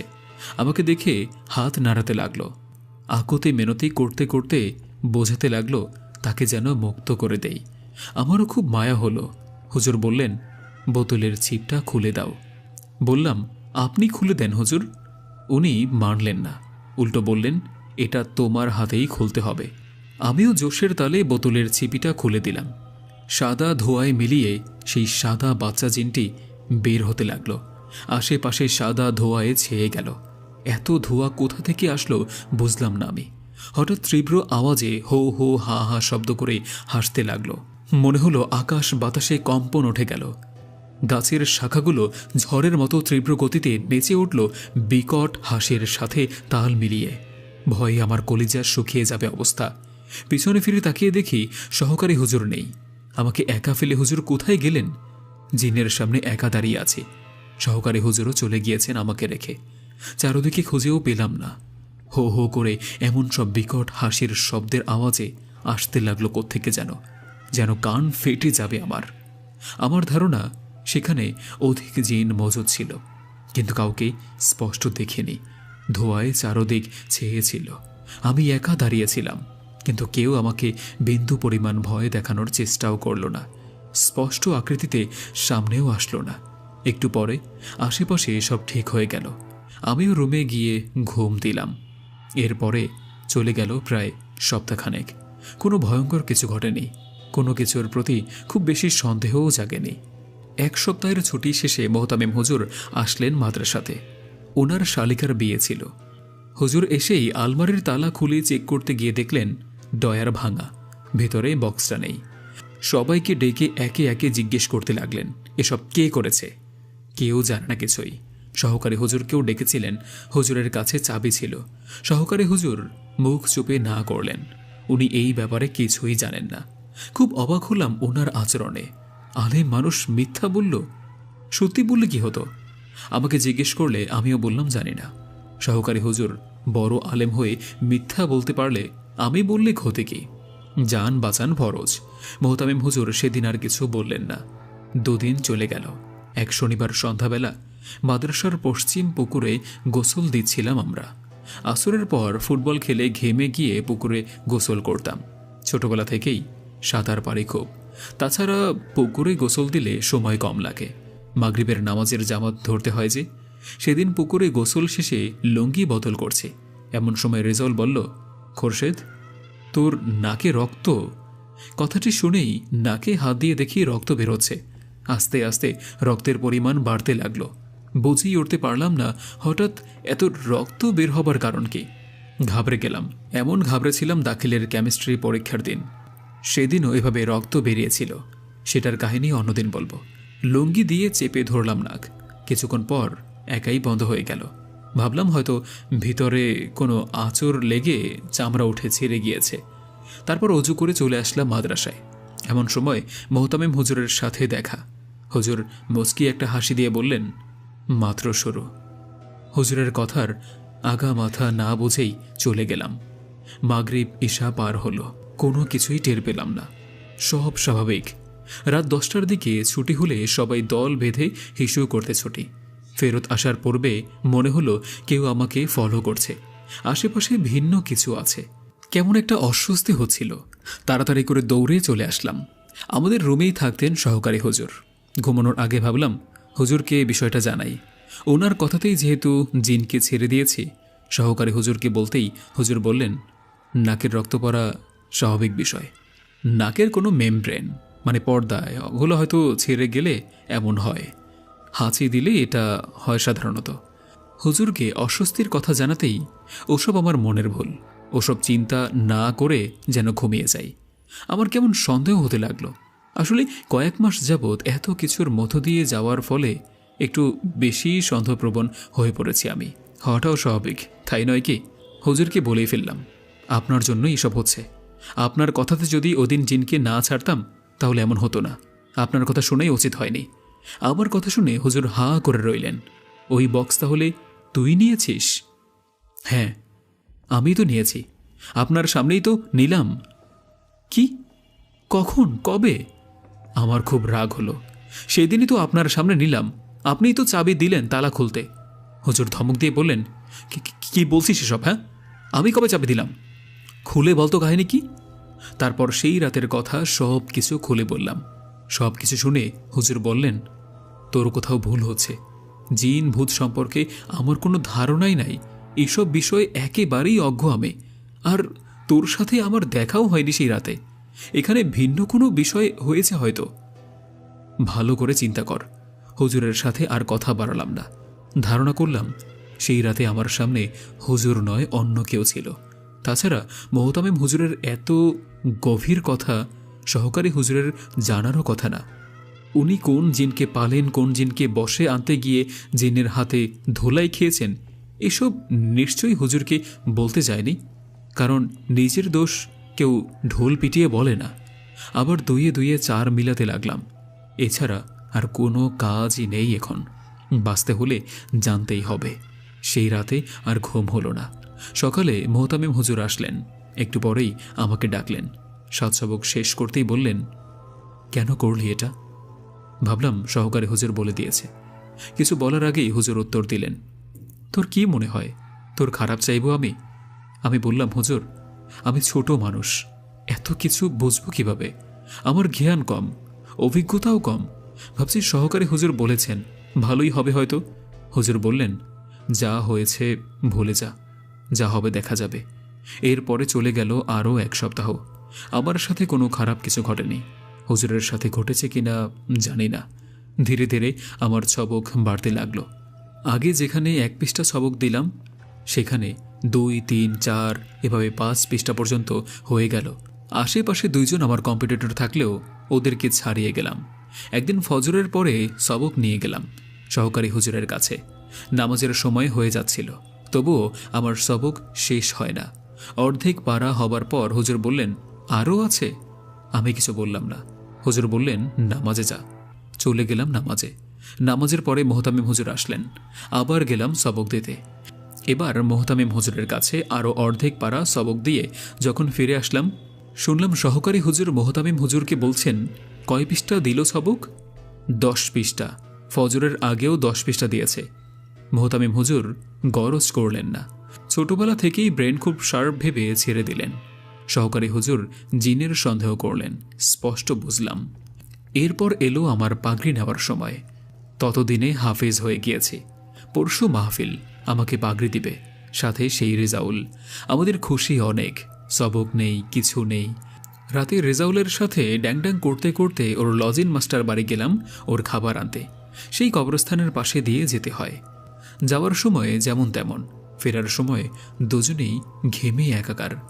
এত কুয়াশার মাঝেও দুজনে ঘেমে যাচ্ছি। হুডির দড়ি যেন গলায় আটকে যাচ্ছে। তাড়াতাড়ি হুডি খুলে ফেললাম। হুডি খুলতেই দেখি সহকারী হুজুর আমাদের সামনে সেই গোরস্থানের ওখানে দাঁড়িয়ে। ভালো করে খেয়াল করে দেখলাম হুজুর গোরস্থানের ফটকের বাহিরে নন, ভিতরে দাঁড়িয়ে। মাথাটা হুজুরের, কিন্তু বডিটা মেয়ের। একটুও ভয় পাইনি। তবে রেজাউল ভয়ে শেষ। ওর বিছানায় মোতা তাবিজেও বোধহয় কাজ হবে না আজ। হুডি খুলতেই দেখি সহকারী হুজুর আমাদের সামনে সেই গোরস্থানে দাঁড়িয়ে আছে। হুজুর, এখানে কি করছেন? আমার গলা থেকে যেন নিজের অজান্তেই কথা বের করল। উনি কিছু বললেন না, শুধু ঠোঁটের কোণে অদ্ভুত এক মুচকি হাসি। দূর থেকেই খেয়াল করলাম রেজাউলও তাকিয়েছিল। হঠাৎ সে আমার হাত চেপে ধরল। খোরশেদ, চলে যাই, কথা না বাড়াই। কিন্তু আমি দাঁড়িয়ে রইলাম। আপনি তো রুমে থাকার কথা, এখানে কেন? আমি আর একবার জিজ্ঞেস করলাম। হুজুর এবার ধীরে ধীরে বললেন, তুই জিজ্ঞেস করছিস কেন, জানিস না? তখন ওনার কণ্ঠস্বর যেন গভীর থেকে গভীরত হয়ে উঠল। কারণ ওনার কণ্ঠ এমন না। আপনি তো সহকারী হুজুর, তাই না? আমি নিশ্চিত হতে চাইছিলাম। উনি হাসলেন, এবার একটু জোরেই হাসলেন। যেটা ভাবছিস ঠিক আছে, আর যা দেখছিস সেটাও ঠিক। এখন তুই যা, না হলে তুইও আফসোস করবি, যেমনটা তোর মোহতামিম হুজুর করছে এখন। ওনার কথা যেন আমার শরীর জমিয়ে দিল। রেজাউল আবারও বলল, চল ভাই, এই জায়গাটা ভালো না। আমরা দুজনেই দৌড়াতে শুরু করলাম। পিছনে তাকায়নি আর। মনে হচ্ছিল আজ কেউ আমাদের ফলো করছে না। মাদ্রাসায় ফিরে এসে রেজাউল বলল, খোরশেদ, জানিস তো গোরস্থানের ভিতরে এই সময় কোনো মানুষ ঢোকে না। এই শীতে মানুষ ঢুকলো, আর শরীর মেয়েদের মতো। এটা মানুষ নয়। আমি কিছু বললাম না, কারণ ওর সাথে আমি পরিচিত। তাছাড়া ওকে বলেও লাভ কি? ভয় পেলে আবার বিছানা ভাসিয়ে দেবে। রাত ভোর হতে যেন চিরকালের মতো লম্বা মনে হচ্ছিল। আনন্দের প্রহরের অপেক্ষা। পরদিন সকালে মোহতামিম হুজুর যখন পাগড়ি নেওয়ার প্রস্তুতির কথা বলছিলেন, সহকারী হুজুরের চোখে অদ্ভুত এক চাহনি দেখলাম। তিনি আমার দিকে তাকিয়েই মুচকি হাসছিলেন, যেন কোনো পুরনো রহস্য লুকিয়ে আছে। মাহফিল শুরু হওয়ার আগে থেকেই সহকারী হুজুরের চোখের সেই অদ্ভুত চাহনি আমাকে অস্বস্তিতে ফেলছিল, যেন উনি কিছু বলতে চাইছেন কিন্তু বলছেন না। মাহফিলের ভিতরে আমি আর রেজাউল চুপচাপ এক কোণে বসেছিলাম। অতিথিদের আগমন, বক্তৃতা সব কিছু ঠিকঠাক চলছিল। তবে আমার মনোযোগ বারবার সহকারী হুজুরের দিকে চলে যাচ্ছিল। পাগড়ি নেওয়ার আনুষ্ঠানিকতা শুরু হয়ে গেল। আমার নাম ডাকা হলো। বুকটা ধুকবুক করতে করতে মঞ্চে উঠলাম। মোহতামিম হুজুর, আমার সেই প্রিয় হুজুর, সভাপতি ও প্রধান বক্তা, পাগড়ি তুলে আমার মাথায় পরিয়ে দিলেন। চারপাশে সবাই তাকবীর দিচ্ছে। আমি এক ধরনের আনন্দ আর গর্ব অনুভব করছিলাম। দীর্ঘ 2 বছরের কষ্টের ফল আজকের এই পাগড়ি। আমার আব্বু দাঁড়িয়ে আছেন আমার সাথেই। আমি হাফিজ হয়ে গেলাম। আব্বুর অনেক গর্ব আমাকে নিয়ে, কিন্তু আমার মনে একটা চাপা অস্থিরতা কাজ করছিল। ওভাবেই একটু তিলাওয়াত করলাম। এমন মাহফিলে তিলাওয়াত করতে অভ্যাস থাকলেও সেদিনের ব্যাপারটা ভিন্ন ছিল। ভয় ভয় লাগছিল। পাগড়ি নিয়ে মঞ্চ থেকে নামার সময় দেখি সহকারী হুজুর একটু দূরে দাঁড়িয়ে আছেন। হুজুরের সেই অদ্ভুত মুচকি হাসি আবারও দেখা গেল। এবার আর সামলাতে পারলাম না। ভিড় এড়িয়ে ওনার কাছে গিয়ে বললাম, হুজুর, আপনি আমার দিকে এভাবে তাকিয়ে আছেন কেন? কিছু বলার আছে? বলার থাকলে বলে দিন, নইলে এমন হাসবেন না প্লিজ। সত্যি বলতে সহকারী হুজুর একটু লোভী ছিলেন। একটু হলেই মোবাইল রিচার্জ করে দিতে বলতেন। আমার টাকায় তাকে মোবাইল রিচার্জ করে দিতে দিতে বিরক্ত হয়ে গিয়েছিলাম। সেই সাথে হুদাই সেই ছোট্ট জিনের বোতল ভাঙিয়েছেন আমাকে দিয়ে, আবার অস্বীকার করছেন। সেজন্য রাগ হচ্ছিল খুব। তার উপরে এমন মুখ টিপে টিপে হাসি, সত্যি অসহ্যকর। উনি কিছুক্ষণ চুপ থেকে বললেন, আজ রাতটা একটু সাবধানে থাকবে খোরশেদ, সব প্রশ্নের উত্তর পাবে। আমি পাত্তাই দিলাম না। আজকে পাগড়ি পেয়েছি, এত কিছু দেখার সময় আছে? তবু জিজ্ঞেস করলাম, কি হবে আজ রাতে? উনি কোনো উত্তর না দিয়ে চলে গেলেন। রাত গভীর হল। মাহফিল শেষে সবাই যে যার রুমে চলে গেল। আমার ঘুম আসছিল না। রেজাউলও ঘুমিয়ে পড়েছে। আমি চুপচাপ শুয়ে আছি। কাল সকাল হলেই বাড়ি চলে যাব। মনে অনেক আনন্দ। মাদ্রাসা এলাকার হওয়াতে আব্বু চলে গিয়েছে বাড়িতে। আমি সকালেই যাব। হঠাৎ মনে হলো কেউ আমার রুমের জানালার পাশে দাঁড়িয়ে আছে। উঠে জানালার দিকে তাকাতেই দেখি সহকারী হুজুর। তবে এবার ওনার চেহারা পুরো বদলে গিয়েছে। মুখে একটা ক্ষিপ্ততা, চোখ দুটো যেন রাগে লাল হয়ে আছে। আমি জানালার কাছে যেতে চাইলাম, কিন্তু শরীরটা যেন জমে গেল। উনি আমার দিকে তাকিয়ে বললেন, সব কিছু তোকে বলে দিয়েছিলাম। আজ রাত তোর পরীক্ষা, সাবধান হয়ে যা। এই কথা বলে উনি চলে গেলেন। আমি ঘরে বসেই শ্বাস বন্ধ হয়ে আসার মতো অনুভব করলাম। অস্বস্তি লাগছে দেখে রেজাউলকে ডাকলাম। ওর বেড আমার পাশেই, কিন্তু রেজাউল কোথায় গেল? কয়েকবার ডাকলাম, কোনো সারা শব্দ নেই। হঠাৎ ধীরে ধীরে দরজা খুলে গেল। রুমের দরজা খুলে যাওয়ার শব্দে আমি শিউরে উঠলাম। দরজার ওপাশ থেকে একটি ছায়ার মতো সাদা কিছু ধীরে ধীরে ভিতরে প্রবেশ করল। বাহির থেকে আসা সামান্য আলোয় বুঝতে পারলাম এটা রেজাউল নয়। রেজাউল যথেষ্ট লম্বা হলেও এতটা লম্বা নয়। তার চলাফেরা অদ্ভুত, কেমন হেলে দুলে চলছে, যেন পা মাটিতে স্পর্শ করছে না। সাদা জুব্বা ঝুলে যাচ্ছে মাটির 1.5 হাত উপর দিয়ে, পা দেখা যাচ্ছে না। আমি বললাম, কে? রেজাউল কোথায়? কোনো উত্তর এলো না। ছায়াটি ঘরের মাঝখানে দাঁড়িয়ে রইল, মাথাটা সিলিং ফ্যানের সমান উঁচুতে। তারপর আমার দিকে মুখ ফেরালো। মুহূর্তেই আমি বুঝতে পারলাম এটা সহকারী হুজুর। তবে এমন কেন? বুকে সাহস নিয়েই অবাক নয়নে তাকিয়ে জিজ্ঞেস করলাম, আপনি এখানে কি চান? রেজাউল কোথায়? বলেই আশপাশে আবার খুঁজতে লাগলাম। এমন সময় চোখ পড়ল দক্ষিণের জানালায়।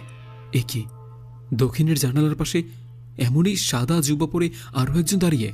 ভালো করে খেয়াল করে দেখি এটাও সহকারী হুজুর। এরপরে সেই হুজুরও রুমে ঢুকলেন, তবে দরজা দিয়ে নয়, জানালা দিয়ে। যেন কাদার মধ্যে মাগুর মাছ যেভাবে গলিয়ে যায় সেভাবে। তিনি রুমে ঢোকার সাথে সাথে রুমের দরজা জানালা সব বন্ধ হয়ে গেল। এবার আমার ভয় যেন আর ধরেই রাখছে না। একসাথে 2টা সহকারী হুজুর আমার সামনে কিভাবে? এবার আমি পরিষ্কার হবার চেষ্টা করলাম। এতে কোনো সন্দেহ নাই যে এখানে একটা আসল আর একটা নকল। বাহিরে কেউ আছে কিনা ভেবেই ডাকতে লাগলাম। হঠাৎ ভেতরের প্রথমজন ধমক দিয়ে বলে উঠল, ওদিকে কেউ নেই, আমরা 3 জন ছাড়া আর কেউ নেই। সে বলল, তুই কি ভেবেছিলি 2-3টা মন্ত্র আর আয়াত জপে আমার থেকে রেহাই পেয়ে যাবি? এতই সহজ? আমি চালাকি করে বললাম, কিন্তু আমি তো তোমাদের ছোট্ট জিনকে ছেড়ে দিয়েছি। তুমি তো ছিলে সেখানে। সহকারী হুজুর যে ছিল সেখানে, আমি তো জানি না সেটা সহকারী হুজুর ছিলেন নাকি তার রূপে ভিন্ন কেউ। আন্দাজে ছোড়া ঢিল কাজে দিল মনে হয়। বহুরূপী কিছু বলল না। হঠাৎ ঘরটা যেন শীতল থেকে আরও শীতল হয়ে উঠল। আমার শ্বাস নিতে কষ্ট হচ্ছিল। এমন সময় ঘরের চারপাশ থেকে কোরআনের আয়াতের শব্দ শুনতে পেলাম, কিন্তু এই শব্দ স্বাভাবিক নয়। হাফেজ হয়েও আয়াতগুলো আমার বোঝে আসছিল না। মনে হলো কেউ এগুলো বিকৃতভাবে পড়ছে। বিকট আওয়াজে আতঙ্কে চোখ বন্ধ করে ফেললাম। খুলে দে তোর চোখ, বহুরূপের গর্জন। দেখবি না তোর পাপ? কি করছিস তুই? তার ফলাফল? আমি চোখ বন্ধ করেই আছি। গায়ে আগুনের আঁচড় লাগলো।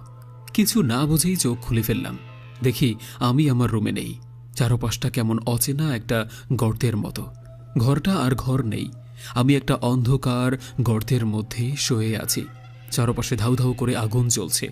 সামনেই আগুনের মাঝে রেজাউলকে দেখতে পেলাম। ও চিৎকার করছে, সাহায্যের জন্য হাত বাড়াচ্ছে। খোরশেদ, আমাকে বাঁচা, ওরা আমাকে নিয়ে যাচ্ছে। আমি এগিয়ে যেতে চাইলাম, কিন্তু পায়ের নিচ থেকে যেন মাটি সরে গেল। আমি পড়ে যাচ্ছি, হারিয়ে যাচ্ছি অতল গভীরে। রেজাউলের চিৎকার বাতাসে মিলিয়ে যাচ্ছে। সেই বহুরূপীর কণ্ঠস্বর শুনলাম, তুই কিভাবে বাঁচবি? নিজেকে বাঁচানোই তো তোর জন্য পরীক্ষা। আমি পড়ে যাচ্ছি, পড়েই যাচ্ছি। হঠাৎ একটা বিকট শব্দ হলো। কেউ যেন দরজায় লাথি মেরে দরজা ভেঙে ফেলেছে। সাথে সাথে চারপাশের সেই ভয়ানক গর্ত মিলিয়ে গেল। আগুন সব নেভে গেল। নিজেকে ঘরেই আবিষ্কার করলাম। হঠাৎ সবগুলো লাইট জ্বলে উঠল। সামনে তাকিয়ে দেখি বিশাল এক সাদা পাগড়ি মাথায়, লম্বা আলখেল্লা গায়ে, সাথে একটা বড় কালো চাদর জড়িয়ে, এক হাতে বড় এক ঝাড়ু, আর এক হাতে একটা কাচের বোতল নিয়ে দরজায় দাঁড়িয়ে আছেন মোহতামিম হুজুর। অবাক চোখে তাকিয়ে রইলাম। এমন তান্ত্রিক মার্কার রূপ কখনো দেখিনি হুজুরের। একটু খুশিও হলাম। হুজুর না আসলে এই বুঝি আমি হারিয়ে যেতাম আগুনের গর্তে। সাথে সাথেই আরও অবাক হলাম মোহতামিম হুজুরের পিছনে দাঁড়িয়ে সহকারী হুজুর, তার পেছনে রেজাউল। তার মানে ভিতরে থাকা দুজনেই নকল। হুজুরকে দেখে ঘরের ভেতরে থাকা সাদা জুব্বাওয়ালা বহুরূপীর জুব্বা খুলে গেল।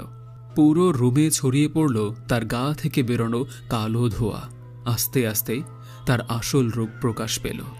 মাথায় ইয়া বড় দুইটা শিং, মুখ থেকে যেন আগুন বেরোচ্ছে। চোখের মাঝে কোনো মণি নেই, শুধু আগুনের গোলা। সারা দেহে এক ফোঁটাও মাংস নেই, কোনো হাড়ও নেই। পায়ের নিচ থেকে আগুনের লেলিহান শিখা দেখা যাচ্ছে। পুরো শরীর থেকে আগুন থেকে একটু উপরে থাকা লাল কালো ধোঁয়াতেই গড়ে উঠেছে। ভয়ানক সেই চিত্র এখনো ভেসে ওঠে চোখে। সেদিনই প্রথম অরিজিনাল শুরুতে জিন দেখি। দ্বিতীয়বার দেখি দাখিল পরীক্ষার সময় হোস্টেলে থাকতে। সেটা নিয়ে অলরেডি পোস্ট করা আছে। বৃহস্পতির রাত নামে। ঝাড়ু দিয়ে সজোরে ঘরের চৌকাঠে একটা বাড়ি মেরে মোহতামিম হুজুর ঘরে ঢুকলেন, সাথে সহকারী হুজুর ও রেজাউল। এই রেজাউলকে বিছানায় মোতা ডরপক ভাবতাম। আজ ওর চোখে কোনো ভয় নেই। তিনজন ঘরে দরজা লাগিয়ে দরজার সামনেই ঠায় দাঁড়িয়ে রইলেন।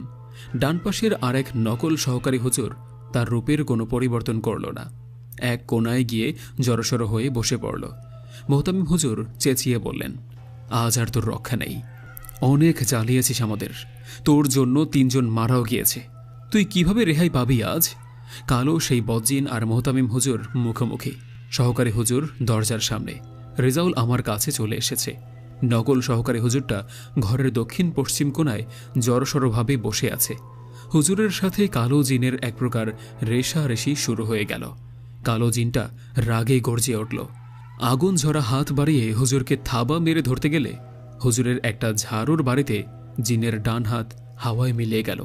এবার জিনটা আরও খেপে গিয়ে ঝাঁপিয়ে পড়ল হুজুরের ওপর। হুজুর উচ্চ আওয়াজে মন্ত্র পড়ে বোতলের মুখ খুলে দিলেন। জিনের পা আস্তে আস্তে বোতলের মধ্যে ঢুকে যেতে লাগলো। এটা দেখে কালো জিনটা বিশাল চিৎকার করে সমস্ত শক্তি দিয়ে হুজুরকে আঘাত করল। হুজুর ধাক্কা খেয়ে দূরে পড়ে গেলেন। হাত থেকে ঝাড়ু ছিটকে গেল। অমনি সহকারী হুজুর সেটা তুলে নিয়ে এক লাফে জিনের মাথা বরাবর বাড়ি মারলেন। জিনের কিছু হয়েছে কিনা জানি না আমি, কিন্তু সহকারী হুজুর দরজা থেকে সরে যাওয়ায় ভাঙা দরজার কপাট খুলে গেল। সুযোগ পেয়েই ঘরের কোণে জবুথবু বসে থাকা সেই নকল সহকারী হুজুর এক দৌড়ে দরজার বাহিরে চলে গেল। দরজার বাহিরে গিয়েই সে তার আসল রূপে আসলো। সেই রূপে তাকে দূর থেকেই দেখছিলাম সেই প্রথম রাতে, রজনীগন্ধার ঘ্রাণওয়ালা রাতে। মেয়েটি ছিল মায়াবী আর অসম্ভব সুন্দরী। গায়ের রং ছিল দুধের মতো সাদা, উজ্জ্বলতা যেন সূর্যের প্রথম আলো। বড় আর গভীর চোখ দুটো ছিল যেন সজল আর রহস্যময়, ঠিক যেন কোনো গল্পে লুকিয়ে রেখেছে। ঘন কালো চুল কোমর ছড়িয়ে নেমে গিয়েছে, হালকা বাতাসে নড়ছিল। মনে হচ্ছিল মেকআপ করে বিউটি পার্লার থেকে সদ্য বের হইয়া কোনো ক্রিস্টিয়ান বিয়ের কোণে দাঁড়িয়ে আছে আমার সামনে। তার পোশাক ছিল সাদার উপর রূপালি কারুকাজ করা, যেন চাঁদের আলোয় ঝিলমিল করছিল, অথচ আকাশে কোনো চাঁদ নেই। ঠোঁটের কোণে ছিল মৃদু হাসি, যা একদিকে মুগ্ধ করছিল আর অন্যদিকে অজানা শঙ্কা তৈরি করছিল। এত কাছে থেকে এই প্রথম কোনো সুন্দরী পরী দেখলাম। পরী মানে মেয়ে জিন আর কি। রেজাউল চেঁচিয়ে উঠল, এটাই সেই মেয়ে যে আমাকে কামড় দিয়েছিল। ওদিকে হুজুর কালো জিনের সাথে দস্তাদস্তি করছে। কালো জিন যখন দেখল মেয়ে জিন পরীটা ঘরের বাহিরে বের হয়ে গিয়েছে, তখন সেই বিকট আওয়াজে উপহাসের একটা হাসি হাসল। মোহতামিম হুজুরও তখন বাহিরে তাকালেন, দেখলেন মেয়ে জিনটা ঘরের বাহিরে চলে গিয়েছে। রাগে সহকারী হুজুরকে একটা ঝাড়ি দিলেন, আপনাকে দরজায় রেখেছিলাম, আপনি এখানে কেন? সহকারী হুজুরও কোনো রিপ্লাই দিলেন না। তখন সেই কালো জিন হাসতে হাসতে শরীরকে নিস্তেজ বানিয়ে ফেলল। তখন অনায়াসেই হুজুরকে বোতলে ভরে বোতলের মুখ শক্ত করে বন্ধ করে ফেললেন। তারপর সেটি কালো কাপড়ে জড়িয়ে নিজের আলখেল্লার ভেতর রেখে দিলেন। আপাতত কালো জিনের কিচ্ছা খতম। মেয়ে জিনটা তখনও ঘরের বাহিরে দাঁড়িয়েছিল। তার সেই রহস্যময় হাসি আর অদ্ভুত সৌন্দর্য যেন পুরো পরিবেশকে মোহাচ্ছন্ন করে তুলেছিল। মোহতামিম হুজুর ধীরে ধীরে ঘরের বাইরে এলেন। তার চোখে ক্লান্তি, কিন্তু মুখে দৃঢ়তা। তিনি মেয়ে জিনটির দিকে তাকিয়ে বললেন, তুই এখনো দাঁড়িয়ে আছিস? যা, যেখানে ফিরে যাবার ছিল সেখানে যা, আর কোনো মানুষকে বিপদে টানবি না, কারণ হুজুর চাইলেও ওকে ধরতে পারবেন এখন। মেয়ে জিন কিছুক্ষণ চুপচাপ তাকিয়ে রইল। তারপর তার মিষ্টি কণ্ঠে বলল, তোমাদের মানুষের দুনিয়ায় এসে অনেক কিছুই শিখেছি, তবে আমি কারো ক্ষতি করিনি। আমার সঙ্গীর জেদ আর প্রতিশোধের আগুনই এই বিপর্যয়ের কারণ। আজ থেকে আর তোমাদের পথে আসব না। এরপর আমার দিকে অপলক দৃষ্টিতে তাকিয়ে রইল। মোহতামিম হুজুর খেয়াল করে ঘুরে দেখলেন আমিও অপলক দৃষ্টিতে তাকিয়ে আছি। তারপর সে ধীরে ধীরে বাতাসে মিশে যেতে লাগল। তার মিলে যাওয়ার সঙ্গে সঙ্গেই পুরো পরিবেশ স্বাভাবিক হয়ে গেল। শীতের ঠান্ডা বাতাস বইতে শুরু করল, যেন কিছুই ঘটেনি। হুজুর দরজা বন্ধ করে আমাদের দিকে ফিরে বললেন, আজ রাতে তোমরা যা দেখেছ তা নিজের মধ্যেই রাখবে, কাউকে বলবে না, আর আল্লাহর উপর ভরসা রাখো। এইসব ফিতনার পেছনে ছুটো না। রেজাউল আর আমি মাথা নেড়ে সম্মতি জানালাম, কিন্তু মাথায় তখনও সেই চাহনির নেশা। ভাবলাম কালো সেই জিনের কিচ্ছা শেষ, এবার আর কোনো ভয় নেই। মনে মনে খুশিও হলাম, কিন্তু মোহতামিম হুজুর খুশি নন। জিজ্ঞেস করলাম, কি হয়েছে? হুজুর বললেন, যার জন্য এত কিছু করা তাকেই ধরতে পারলাম না। কথাটা বুঝিনি। বিস্তারিত জানতে চাইলে হুজুর বললেন, সেদিন থেকে আজ পর্যন্ত ঘটে যাওয়া সব কাহিনীর মূলে ওই মায়াবী ও মিথ্যে বলে চলে গেল।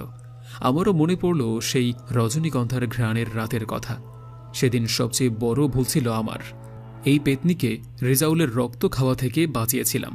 হুজুর বললেন, এই কালো জিনটা ওর একটা দাস মাত্র, ওকে না ধরতে পারলে খুব বেশি লাভ নেই।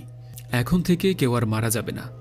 মাদ্রাসার কারো কোনো ক্ষতি হবে না ঠিক, কিন্তু তুই সাবধানে থাকিস, কারণ যাওয়ার আগে তোকে যেভাবে দেখে গেল আমার মন বলছে আজ নয় কাল ও তোর কাছে আসবেই। শুনেছি সেই রাতের পর আর কখনো মেয়েটাকে মাদ্রাসায় দেখা যায়নি, কারণ কিছুদিন পরে আমিও মাদ্রাসা থেকে চলে আসি।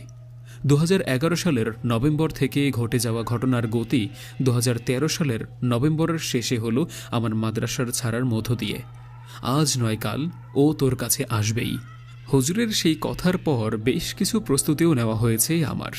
আমিও অপেক্ষায় ছিলাম কবে আসবে সে। এর কয়েকদিন পরে শুনি মোহতামিম হুজুর নিরুদ্দেশ।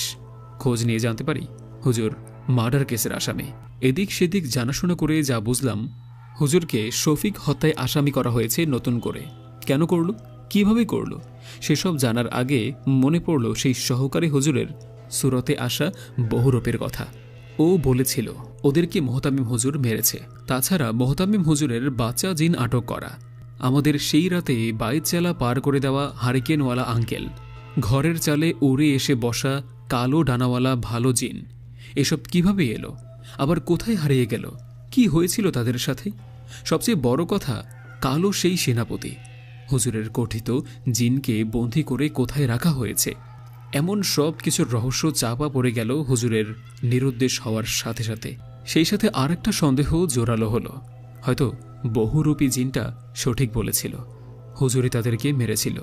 কিন্তু এসব তথ্যের সত্যতা জানতে এখন একমাত্র উপায় মায়াবিনীকে খুঁজে বের করা। কেটে ফেলা হয়েছে মাদ্রাসার সেই রজনীগন্ধা গাছ। সহকারী হুজুর এখনও আছেন, কিন্তু মাদ্রাসায় যাওয়া হয় না আমার। হাঁটাহাঁটি করে দিন গেলেও রাতে যাওয়া মানা। হুজুর বলেছিলেন এসব নিয়ে আর না ভাবতে। মন কি আর সবার সব কথা শুনে? বেশ কয়েকবার খুঁজলেও তাকে পাইনি। এসেছে সব ভিন্ন কেউ, মায়াবিনী এসেছে।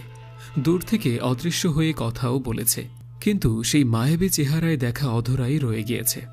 তার সাথে একটা সাক্ষাৎ খুবই জরুরি। এরপর 2018 সালের জানুয়ারির কোনো এক বৃহস্পতিবার রাতে কোথা থেকে কালো সেই সেনাপতি জিন সামনে আসলো সেটা বুঝিনি। এরপরের ছোট বড় অনেক ঘটনা ঘটে গিয়েছে, তবে একটা জিনিস বুঝতে পারছি, আমার কোনো ক্ষতিই করছে না সে। মাঝে মধ্যেই আশেপাশে তার উপস্থিতি টের পেলেও দেখা হয়নি কখনো। এরপর গত অক্টোবরের একটা টিউশনি পাই, মেয়ে কোনো কারণবশত বাধ্য হয়েই টিউশনি পড়াতে যাচ্ছে। নচেত মেয়ে পড়াই না আমি। কিছুদিন পড়ানোর পরে বুঝতে পারলাম ওর মানসিক সমস্যা আছে। গার্ডিয়ানকে একাধারে কয়েকবার বলার পরে একদিন গার্ডিয়ান ডেকে বললেন ওর এই সমস্যা, করোনার পর থেকেই নাকি দেখা গিয়েছে। এরপর 2 বছর ট্রিটমেন্ট নেওয়া হয়েছে, মাঝে মাঝে সুস্থ হলেও পুরোপুরি ঠিক হয়নি এখনো। সাধারণ মানসিক অসুস্থ ভেবে ছেড়ে দিলাম, অথচ এর সপ্তাহখানেক মাথায় 24/10/2024 তারিখে দীর্ঘ 6 বছর পরে এই রাতে মায়াবিনীর সাথে আমার ফের সাক্ষাৎ হয়। আজ ওর বড় ভাই বলে দিল ওর ফুপু একজন সাইকিয়াট্রিস্ট, তিনিও শেষমেশ নাকি বলেছেন এটা জিনের আচর। কাহিনী মিলিয়ে দেখলাম 2 বছর আগেই আমি এই এলাকায় এসেছি। তবে কি এটাই সেই? এরপর থেকে আবার অদ্ভুত কিছু ঘটেই চলেছে, জানি না এর শেষ কোথায়।